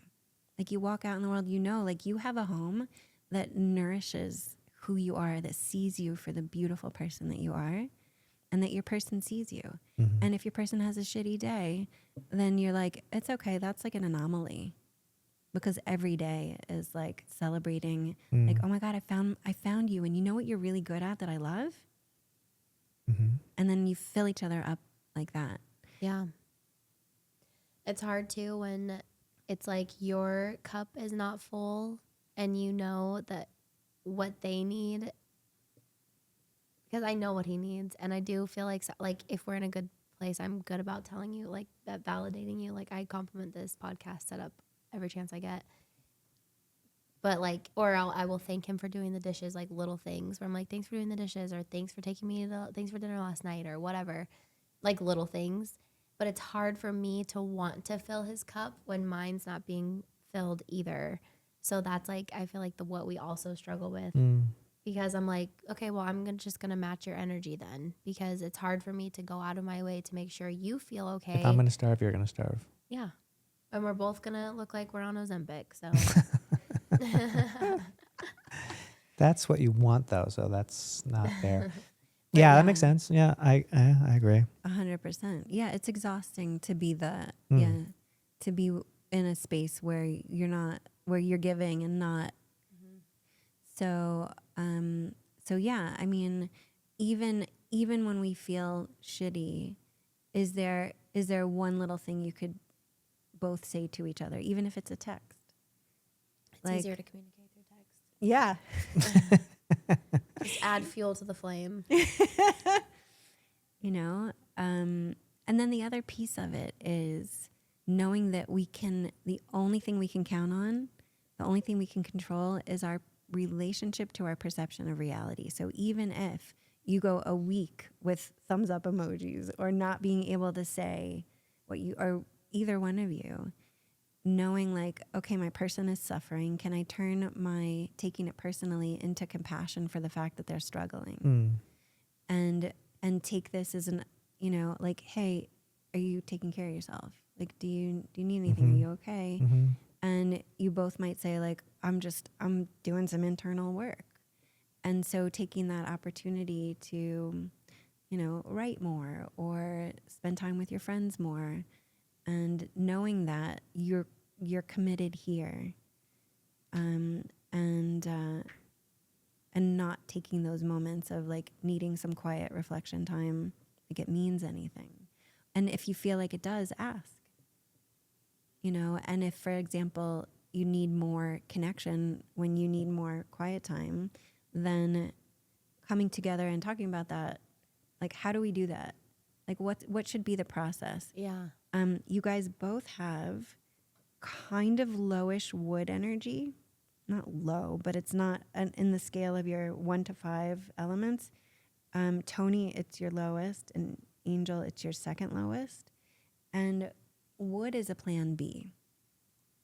If your wood is knowing that who am I to think that the way I think it's going to go is ever going to be the way it's going to go?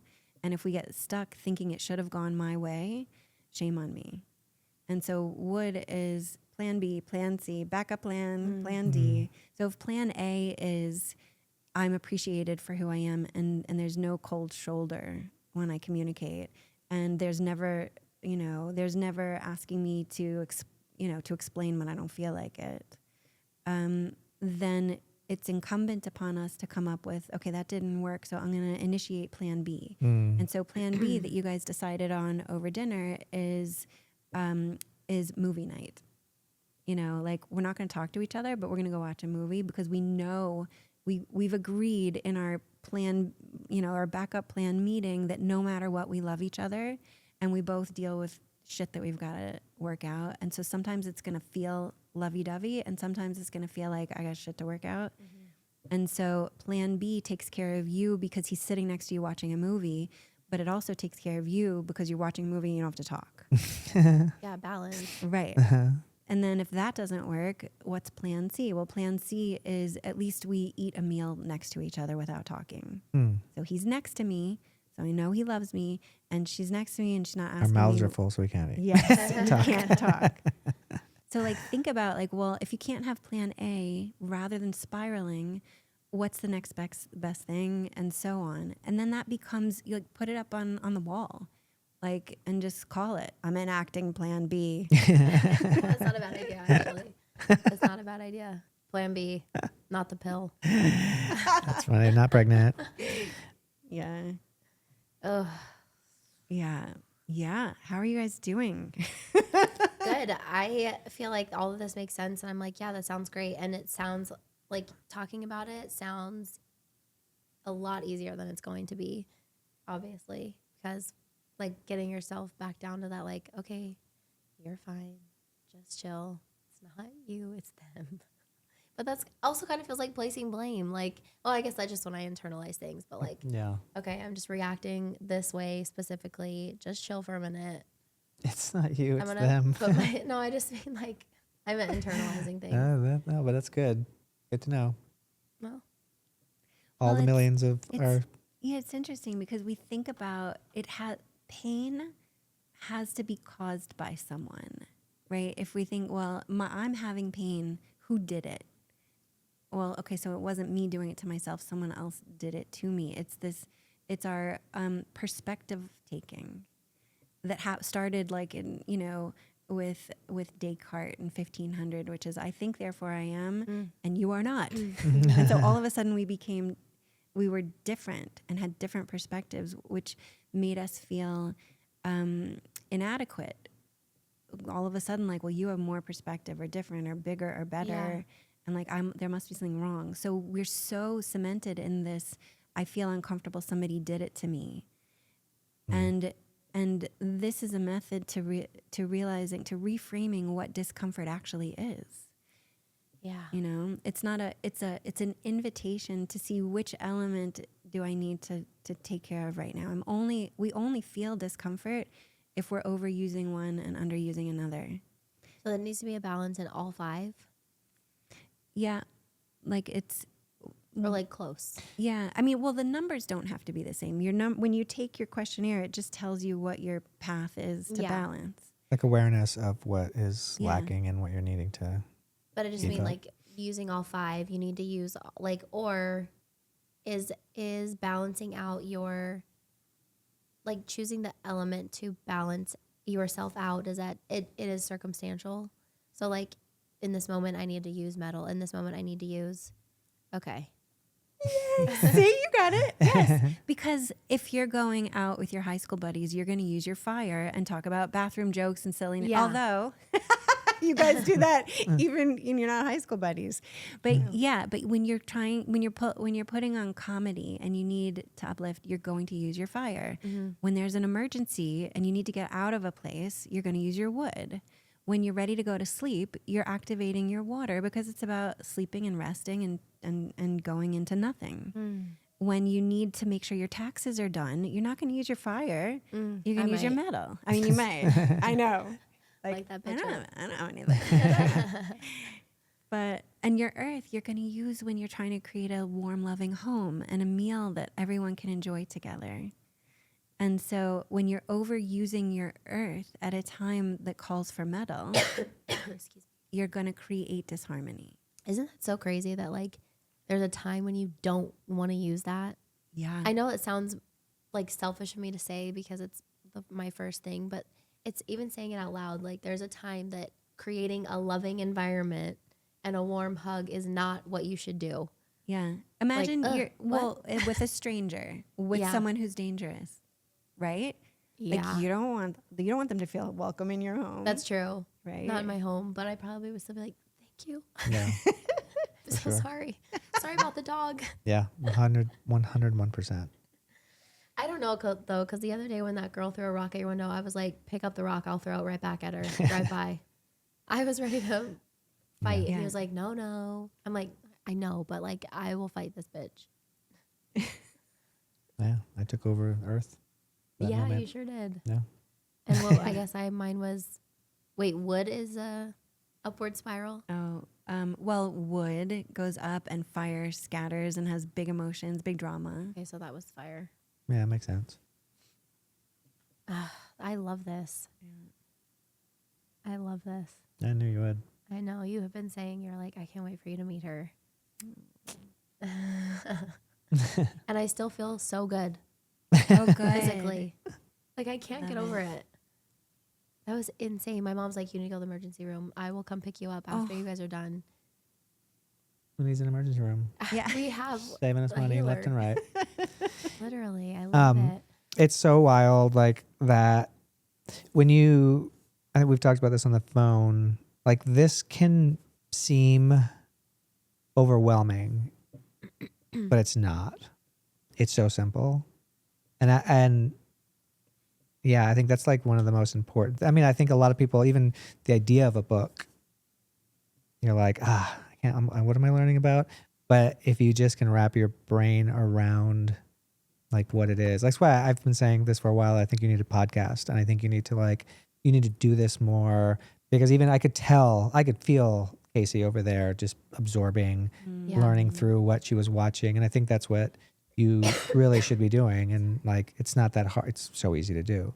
But like for people out there that just like it's so like it's such a cool, it's such a cool tool. you know, and like even hearing you talk about it, like it's like, oh my God, right on the nose, right on the nose, right on the nose. Yeah, It's not, crazy. it's like a kooky guessing, you know, weird, like it's just is what it is.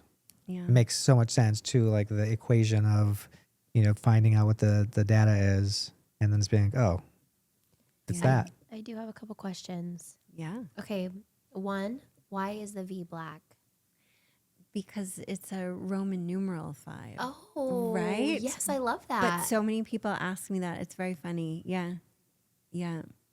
I love it. Is that your idea? No. It was the Simon and Schuster designed It's so the great. cover. Did they give you a yeah. bunch of different options and like, No, it was very funny because my primary is fire. I have a hard time being specific and making a decision.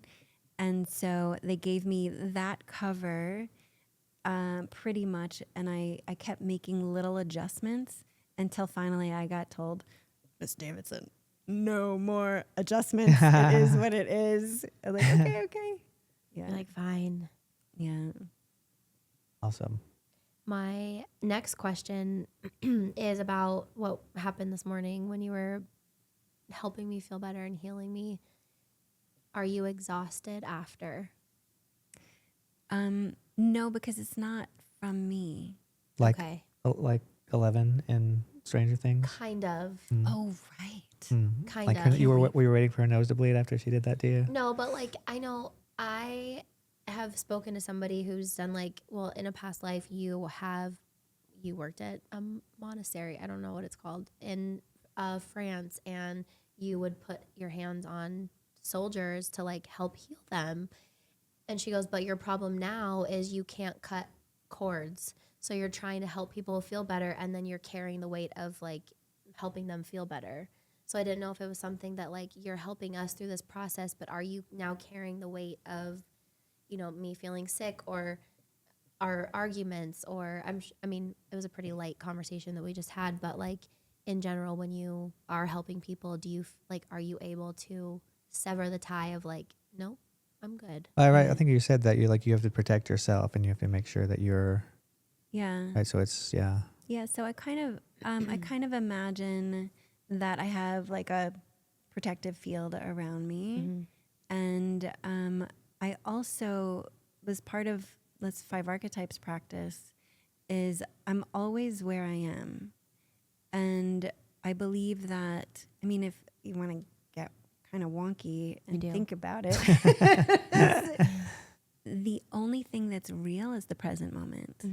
Like the past is just kind of a memory, but even scientific studies have proven that our memories change the more we think about them over time. And they're also, our memories are just one tiny perspective of a much larger thing that happened because, you know, you and your siblings or you and your friends could remember the exact same experience several different ways because you were standing in different corners of the room and you didn't see what was happening out that window and he didn't see what was happening out that. And it was the same experience. So then the future, who knows? Right. I mean, if you think about it, we're co-creating the future with every choice we make.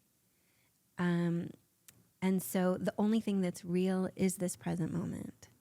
And so part of the work, the water capacity within us is the capacity to stay present to the present moment, and that's it. And so I'm just where I am. And I don't know what's going to happen, and I don't need to know what's going to happen, which is very scary for the ego. The ego can't tolerate not knowing what's going to happen. Yeah. Like the control. Yeah. And fear, and it goes into the fear of, well, they might leave, or they might think I was wrong, or made a mistake, or for fire, they might not like me later. And so all that is the primary element doubling down on the ego perspective of what will keep me from having to feel fear.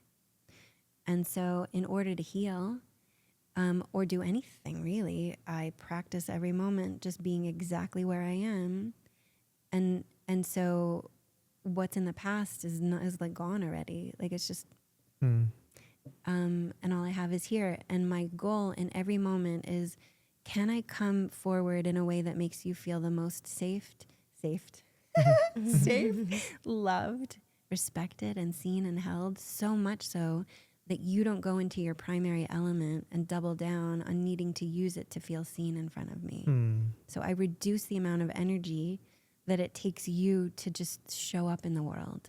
Like, think of all the boardrooms or classrooms or meetings or performances you've shown up where there's all these personalities that you have to protect yourself and you have to hold it, prepare to deal with that, strong person or that. Imagine if we all showed up where we just knew we were being loved and seen and dignified by everyone everywhere, the amount of stuff we wouldn't have to deal with in our own bodies, the fear. So as a healer, if I'm doing energy work on you, all I'm doing is I am protecting, I guess call it protecting myself. I put this shield, not just for me, but for you. Like, if there's any tiny semblance of me holding on to something that's not helpful for you, I don't want that to be translated. Right. And so I'm protecting each of us, and I'm just being present and empty. I have no idea what your highest need is in my own brain, like in this body. I don't know. I'm very limited. Right. But I do believe that source, call it source, God, universe, whatever deliciousness we were made out of, does know. And our higher beings know what we need. And so I feel like one of the reasons I'm in this world is as a vessel to kind of embody that, so that, and to teach other people how to do it too, because it's so easy. It's just letting go of our primary way of getting stuck in what we think should be. Yeah. So interesting. Yeah. I want to learn all the things. Yeah. That concept too about like the only thing that's real is now is so haunting and wild, like that. Did you ever read any Stephen King, or did you ever see Oh, yeah. The Langoliers? Oh, I loved. Oh my God, of course. That makes so much sense. Yeah. Like, cause you probably like keyed right into that. I can't What's it called?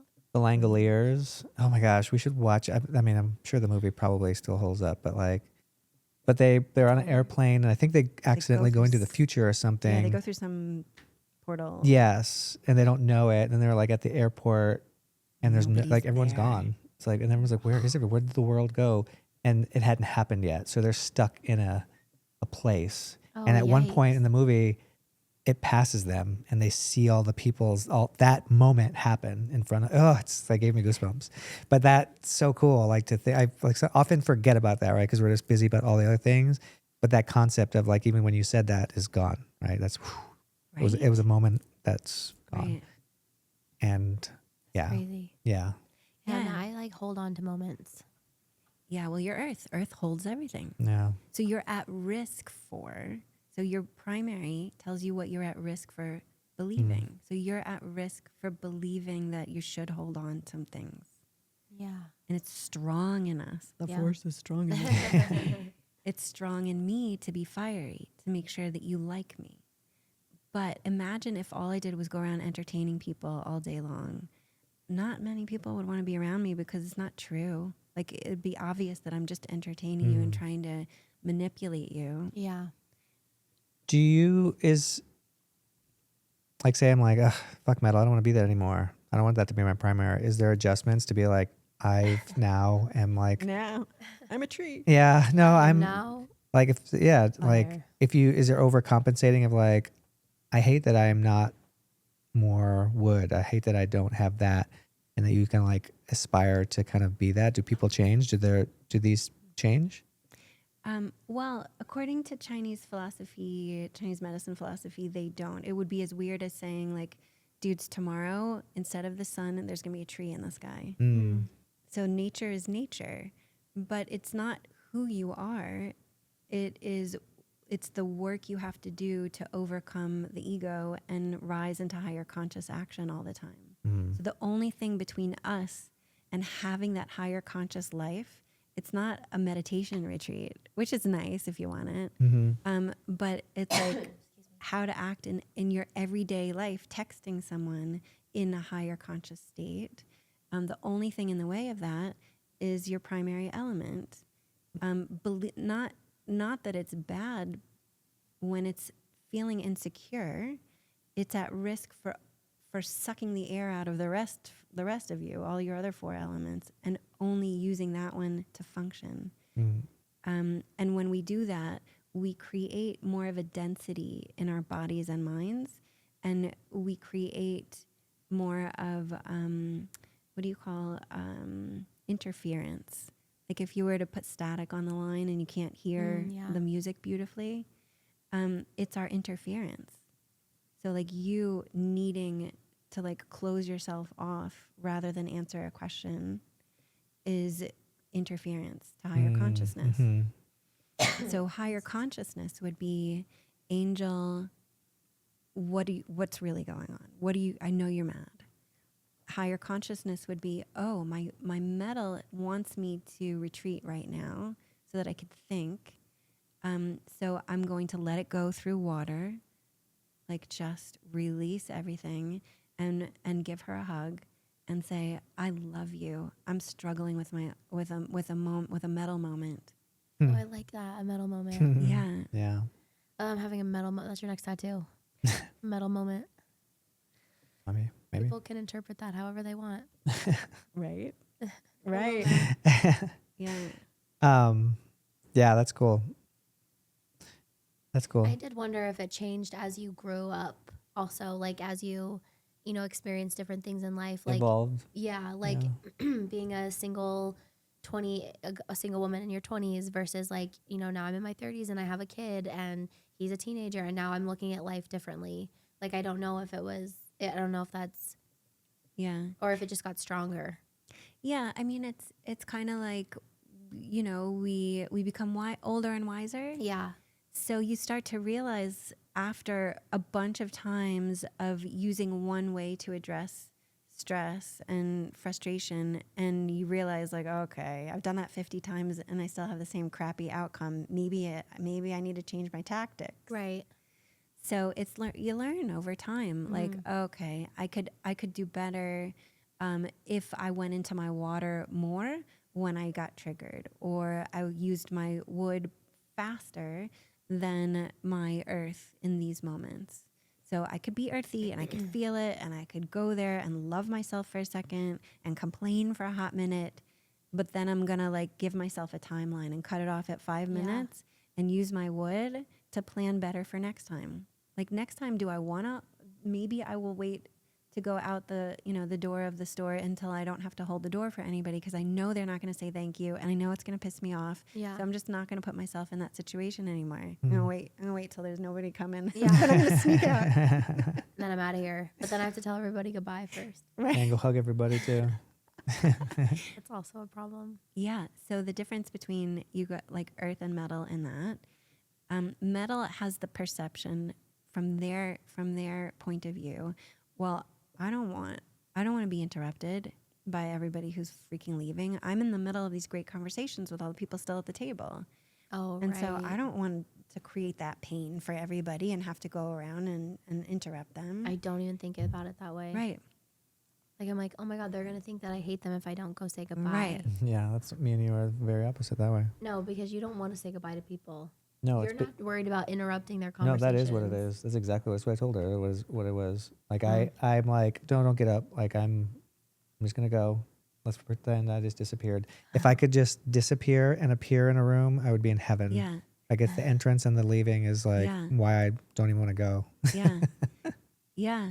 Yeah. That's metal. There's like metal has impenetrable boundaries and ways of doing things that maintain the righteousness of an experience and elevate the righteousness. Like it's kind of like, imagine like a clergy who studied, about how to be godly and then has a flock and teaches, their sermon. And that person, that clergy has a way of doing things. There's a way that person greets you. And it's like, they don't come and hug everybody. They wave from the pulpit, or they stand by the door and shake your hand. But there's not and you don't expect anything different from them. Right. So anyone who's primary metal, that's the energy. It's like that container because it's proper. Yeah. Yeah. It's different. It's so different. It's very different. So earth is worried about not being seen as the glue in relationships. And if I don't cement this glue before I leave you, you might feel conflicted about our relationship. Yes.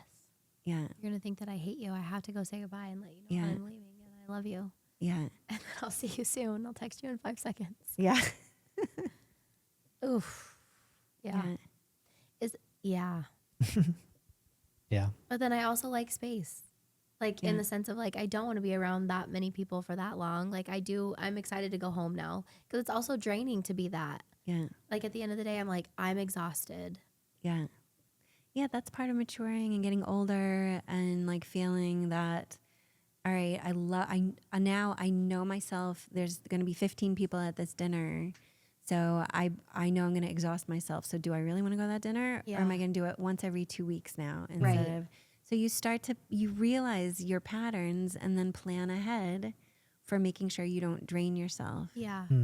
Because oftentimes too, when I am hanging out with friends, I come home and I'm drained. And then he's like, well, you spent all day with your friends. Like now you don't have time for me. And I'm like, that's not it. We were together all day. I'm just exhausted now. Yeah. And I don't know why I'm exhausted, but I guess maybe that could be part of it. Old age. Also that. Old age. There's also, I have a million, I could talk about it all day. Yeah. This is so fun. Yeah, I agree. Yeah, we should figure out what to do with this. Maybe we can When is do your, more of this and reach out to more people. yeah. When are you starting your book club? Oh, January. So yeah, so I took your advice. So Tony scared me, not intentionally, in a good way, because metal and fire are across the circle from each other. So metal can feel scary to me, like anything organized. I understand that. Anything organized. When we were on the phone a couple of weeks back, and maybe even more, and I said, I want to do a YouTube channel and I can't, right? And or a series or something, and you're like, just do it. You can do this. It's not as hard as you think. And so I don't know if I told you, but I took your advice.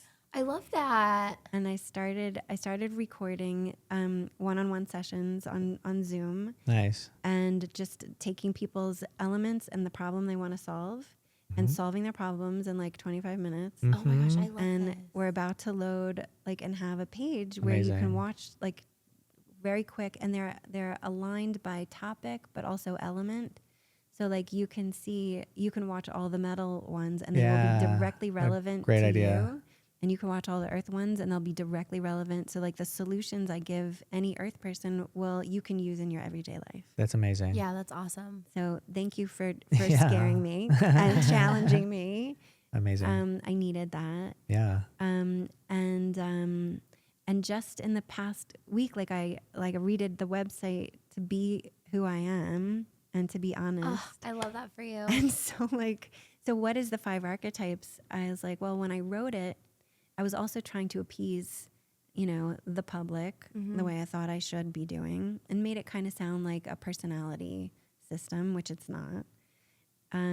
What it really is a little tiny, minute things a person can do in their everyday life to elevate consciousness and make it more practical, rather than it being this elusive thing, that a guru helps you achieve. But as an everyday mom, as a dad, as a person who goes to a job and who has struggles, how do I elevate myself into higher consciousness? And so I'm starting with a book club where I'm kind of redoing the conversation. We'll use the book as the map for how do I apply this element in my life to elevate my consciousness in everyday situations. And so we'll be taking some questions and doing some guidance, live guidance, people who, have challenges. And I'm going to lead my own book club. So I'm So fun. excited. Yeah. Yeah. Are you gonna? Okay, so 2 questions for the book club. Are you going to post that on YouTube as well? Is this going to be a series of okay, we're going to do a chapter a day, or I've never been in a book club. So what it's going to look like now is that it'll be 6 months. So we'll meet once a month for hour and 15 minutes. and it'll be live with me on a Zoom. And we're going to go through the process of activating everyone's water element first, because it's the one humanity has the least of, and it's the one thing that will save us.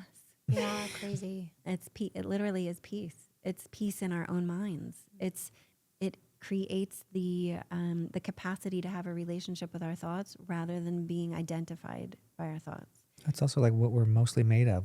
Yeah, I know. crazy. I know, Crazy, right? crazy. Yeah, that's wild. So it'll be once a month, and I will record them. And so I was thinking, and maybe I'll talk to you guys for advice on this, like to keep the recording and like put it, maybe then people could access that, Yeah, if to go they back. can't be on the Yeah. live or whatever. Yeah, that's a thing.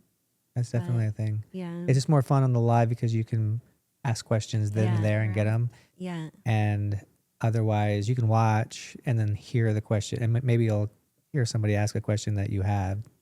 Yeah. But it's both valuable for sure. Yeah. We're also going to go and stay in one of the cottages and build like a studio in one of her places. Oh my God, how fun. In your little office know. area. Yeah. Yeah, like can you How imagine her like you fun. can see Yeah. her little nook, right? Like just Oh my gosh, like, yes. yeah. Yes, it's It's like- dreamy. Yeah. That's Ugh. gonna be So I'll amazing. tackle the tech side and she'll tackle the like designing side. The cozy And we'll- side. Amazing. Yeah. Amazing. I love it. Yeah, that'll be Oh. amazing. Yeah, I'm so excited to hear that you're doing that because I think it's like going to streamline so much. Like, No, yeah. yes, there are people that will like rip through that and get it, but then there's people who are intimidated by books and need that. So you kind of like give, all the tools in different ways and different mediums because it's, And just dumbing things down. Like I prefer, like people learn differently. Like if I'm Yeah. reading something, I'm like, I need somebody to talk me through this. yeah, we talked about that on the phone, right? About Yeah. like, talk to me like I'm 10. Yeah. Talk to me like I'm 7, maybe. Yeah, Like, yeah. and it's true. Like even these words can be like archetypes. Like I'm not quite sure I could explain that to a kid what that means. So, but it's not that complicated. It's just like, so sometimes, yeah, spoon feeding, helping all the Yeah. medicine go down all that easier.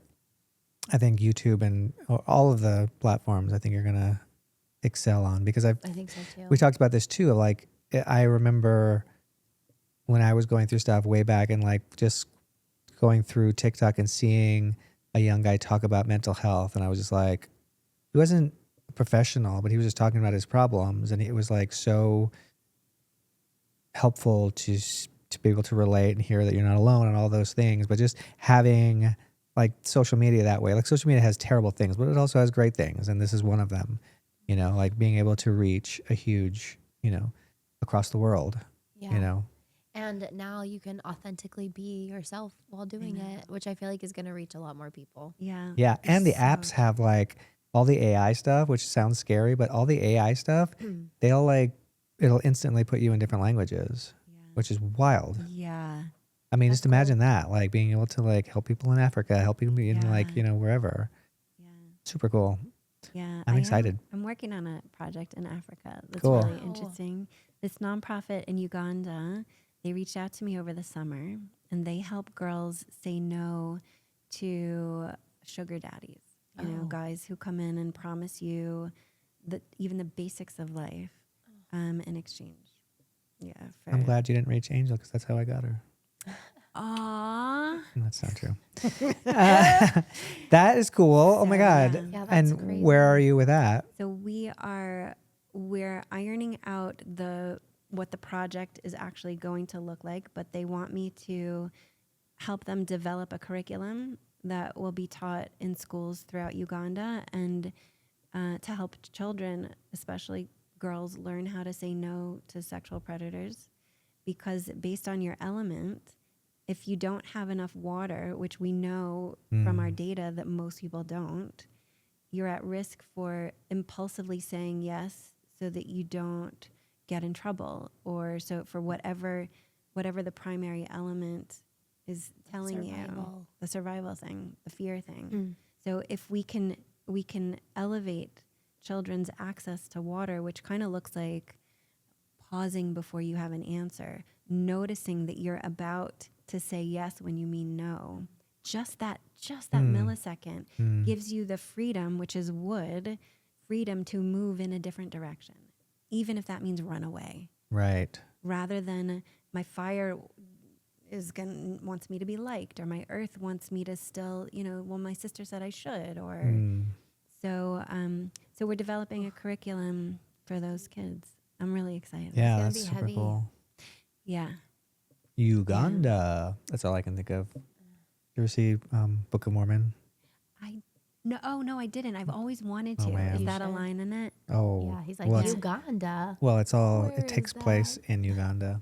Oh, so now, It's Mormons. They would go to help Uganda. right. Carrie, you Yes. are on. Footsies with you. Do you feel better now? Yeah. Yes, Did she get you? I got her.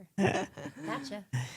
Do you have anybody that can do this to you, like what you did for her earlier? Like, Oh, yeah. do you know what I mean? Like, is it easier for you because you understand? Like, Or are you at a place where you can just do it to yourself? Okay, so you want to hear weird? Yeah. yeah, of course. I had a dream a few weeks back where I was shown a grid that was like, it was a square size, and it was an interwoven kind of like a pot holder. Did you ever make those pot holders when you were a kid where you would weave? You know what Yeah. I'm talking about? The weave, basket weave kind of a look. Okay. And they were glowing white strands. And what I was told in this dream was that you run this grid over, like, through the body wherever you have a problem, and it clears it out, like if there's ever a problem. And I woke up in the morning with a headache, and I never get headaches. And I was reminded of that grid. And I'm like, well, I'm going to run the grid. And so I ran the grid, and it was all like meditative, not even meditative, just in my imagination, I guess. So like I'm not like physically finding it, Right. I'm just like imagining that go through, and my headache went away. I'm Insane. Like, huh. So then I've used that now and then to remove things. But I do have two people who I like to go for sessions with. Both of them are acupuncturists. Oh, right. But acupuncturists who are also like have a connection to something much greater than just the needles. That's cool.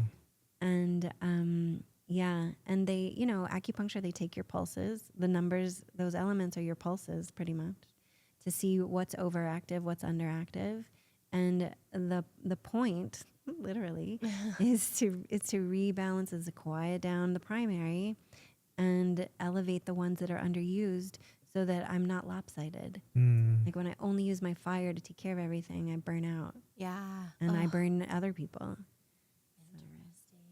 Oh my God, I love it. This is so cool. This is so cool. Yeah, I know. She's cool. Yeah, you are so cool. Um, Do you get bored talking about it?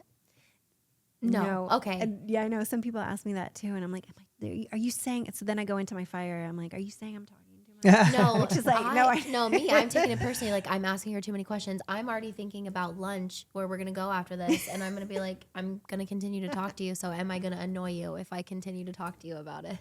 were you thinking about this lunch this whole episode? No, but I just want to keep talking. And Yeah, I'm hungry too, though. no, I'm not hungry even. I I just am want to keep starving. talking. And I'm like, okay, Yeah, I feel the same can I way. continue to ask? Is Well, it rude? we could also have another part to this where we have, more with Carrie, Yeah. more saving the world with Carrie. Saving the world with Carey. No pressure. No pressure. I mean, even one person. Yeah. Because if you think about it, when you adjust, the interrelated dynamics between you and everyone whose orbit you come into completely and radically shifts. Like if you were able to notice, like, I feel like I'm going to close down, and I know that Angel's going to need a hug when I come home. What am I going to do for myself to quiet the part of myself that thinks it needs to close down and show up in a way that makes her feel seen? Then you eliminate the whole future story that could have been created where Angel feels unseen. And then angry. And then that was Right. a fight. Whereas if you're giving me the hug that I need, then I can be like, what's going on? What? And then validate you more. More kisses. Yeah. More kisses. Yeah.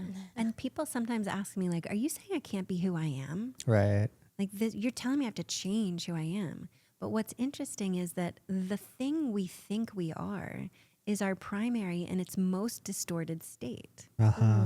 And we don't realize that that's actually the most distorted expression of who we are. That's not who we are. Yeah. That's us trying to not ever have to feel uncomfortable, Right. but make everyone else around us That's feel uncomfortable. so interesting. Yeah. Yeah. That makes so much And sense. it's kind of fucked up. Like I don't like that, actually. Yeah. But because- that's very so accurate though. Yeah. Like Yeah, I don't like that though. Yeah. It just doesn't make sense for Earth. Right? Because Earth, who could say that giving and caring for people it could Is not potentially be not a hurting. great thing? like being a people pleaser, yeah, like how could that be bad? So here's what happens. When Earth is doing it out of the goodness of their heart, not attached to needing anything in return, they do it in balance. So for example, water people, primary water, when they're feeling insecure, they need you to know that they are self-sufficient. So what the story that's happening in their mind when you're taking care of them is, oh my God, she thinks I'm not self-sufficient. She thinks I'm weak. Mm. That's just the story, but no one's saying any of that. Right. It's just like you're wondering, why is he ignoring me? Let me give some more. Let me bring like 3 meals to that family Right. instead of just one. Yeah. And they're like, oh my God, we're watery. Like we just want to go and meditate. Yeah, we want to be left alone or Yeah. So yeah. it's not that it's bad. It's like, is it right for the context of the moment? Which is the point. Like we use Earth. You don't want to use Earth when it's time to get out of a burning building. right. Or when it's time to teach someone to learn their own lessons Yeah. so that they can function better on their own. Yeah. Yeah. Because we I'm gonna have to continue to tell overuse myself. it. Yeah. Yeah. Do that. And you can start off rather than just holding yourself back. You can the thing you give could be, what do you need from me right now? Mm-hmm. Rather than assuming. Yeah. Or if you want to even make it more specific, would it help? Would it make you, would it help if I made you something right now, or if I gave you advice? Yeah. And then be totally chill with what they say. Right. Yeah, I do feel like in my age, I am learning that mostly. Well, sometimes with you, like I'll be like, what can I do? Like when you're stressed and you're like, I'm just stressed. I'm like, well, what can I do? Mm-hmm. Other than just be like, well, why are you stressed? It isn't like getting irritated. But also with like Roman, when he's like, doesn't want to talk right now. I just want to be left alone. Like I'm just upset. And I'll just be like, okay, well, I'm here if you need me. Or when you're ready to talk, I'm here. I'm still here. Still here. I'm still here. I'm right Still here. Still here. The door's closed. Other side of the Still door. here. I made you food. I'm still here. You ready yet? You ready yet? But yeah, learning little things of like, okay. And then I just go and text like my mom and be like, he's upset. Like, and just let it out on somebody else who will understand versus like taking it out on. This is a very long learning process. Holy cow. Yeah. But you'll start to notice like subtle changes that make a big difference. We're so used to noticing only the big changes, but then all of a sudden you're going to be like, you're going to realize like your whole morning was lovely. Like at 1 o'clock in the afternoon, you're like, oh my God, everything was really nice. And then you're like, what's wrong? Where's the shoe? What did Where are the he do? shoes? Where are the shoes coming from? You're gonna drop any minute now. What did he do?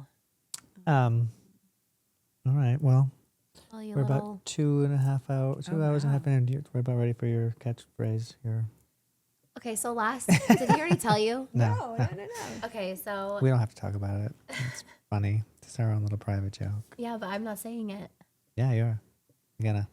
Oh, No. now I'm curious. Okay. You got my fire all Yes, like. okay, yes, no, she needs to know. So at the end of the conversations, and I mean it when I say it, like we talked to really interesting people. Like, we had a friend on who's a cancer survivor, and she had like crazy operation on her face, and like they reconstructed her face and her tongue with her leg, And like she's been through so much. And then I know we had other people on that have experienced so much. And at the end, I'm just like, what a life you've lived. Like, and I mean it. Like, holy shit, I could. And he goes, you know, what you say every podcast. And I'm like, no. Well, it's usually towards the end when it's like as we're wrapping hosts, up. too, where it's like, oh, well, like, do I have any other? And there'll be like a quick little pause, and then she'll like fill it with, what a life you've lived. And I said it to her one time, and she started dying laughing. And the laugh that she made was she could see it, like she could feel it. Like yeah, I do. it's such a thing that she kicks in. I always wanted to change the name of the show to "What a Life You've Lived." I mean, you should, because we're talking to people who have had crazy lives. Yeah. What a life you've Yeah, the is always It's not a disgusted for Yeah, the no. record. No, It's like I get it. what a Yeah. life you've lived. It's almost like an envy. Yeah, Envy you some of for it your I life don't you envy, lived. but yeah, Yeah. like it's inspiring. Like holy shit. Yeah, super inspiring. And mean- honestly, what a fucking life you've lived. There it is. We got it. Knew it. It was coming. Knew I couldn't resist. This has been so great, Carey. Yes, I'm so excited to and learn more. You took both our dogs away from us. They're on your side now. Oh my gosh. Yeah, they feel you. That's what a magnetic energy you have. Yeah. I love that. Yeah. Yeah, a while ago when I was telling Carey on the phone about like that first time I saw her with the angel wings, she was like, and then when we were going through stuff a long time ago, she was super helpful on the phone and helped me through. And she pointed out that like how wild that when I first ever saw her, she had angel wings and like your name is Angel and Yeah, like, such that's a fun little crazy. connection. It was probably in your subconscious. Yeah. Yeah. So it stood out to you even more. Baby. But yeah, this has been so great. I'm so glad that this all. Yes, I'm so I'm glad you so came. happy to meet you. Yeah. Oh my God, likewise. Likewise, you guys are amazing. Yeah, I'm so Mm. excited for the future too. Like I feel like we're gonna collaborate more and we're Yes, gonna I would like love that. work Me more too. together to help other people. Me too. Like the older I think we talked about this earlier at coffee. I was like, the older I get, the more I feel like, oh, we're at an age where we're supposed to be helping, like we're not here that much longer, so we might as well be helping That's the people. earth in you. Welcome to the dark side. Ugh, get this earth off me. I don't like it. I like my metal gates. Yeah. But yeah, I feel like every time we talk on the phone, I get off the phone feeling like, ooh, yeah. We need to Inspired. help. We need to get out there more and reach more people. And yeah, And you have what a great place to start for you. Even your YouTube things. I would watch them. yeah, If I would go know. down the rabbit hole. Right. I'd be like, Yeah. I need more. I yeah. need to know that's more. right. All right. Anything else? What's the website? Oh yeah. Oh. Important. The website is called Harmin Group, HARMIN group.com. HarminGroup.com. I was thinking 3 years ago, I came up with the name Harmin as a pun around, remember a Garmin? Remember Garmin was a GPS, Yeah. it was a GPS system Sure. that got you to where you needed to be That's physically fun. in the Harmin. world. I Yeah. love that. So Harmin is kind of like the path you need to go to find harmony inside, and it begins within. So harmony begins Yeah. within is the point. Is like you gotta like recognize what you're at risk for overbelieving. Notice when you're making decisions from only one part of yourself rather than the whole truth. And when you're making decisions to stay right rather than to create more connection. Uh-huh. So, so that's the website. That's where they can go Harmin Group. to do the questionnaire. The questionnaire is there. All the stuff's and there. On the resources page, you can find the YouTube channel, the link to the YouTube channel. Yay. And the book club, you can sign up for the book club there. Cool.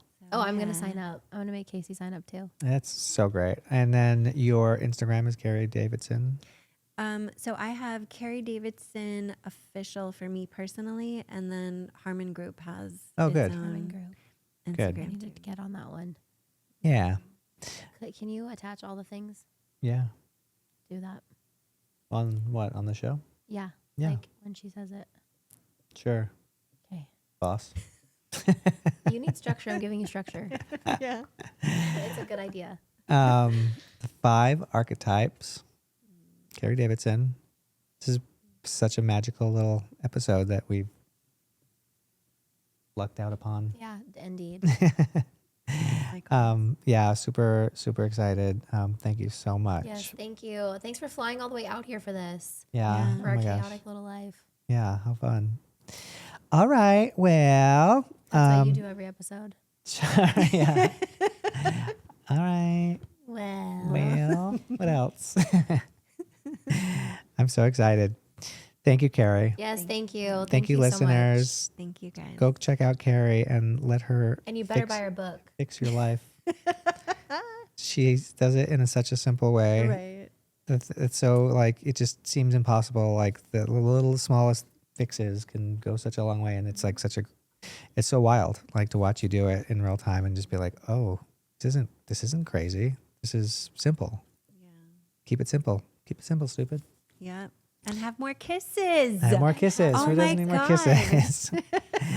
All right. All right. Bye.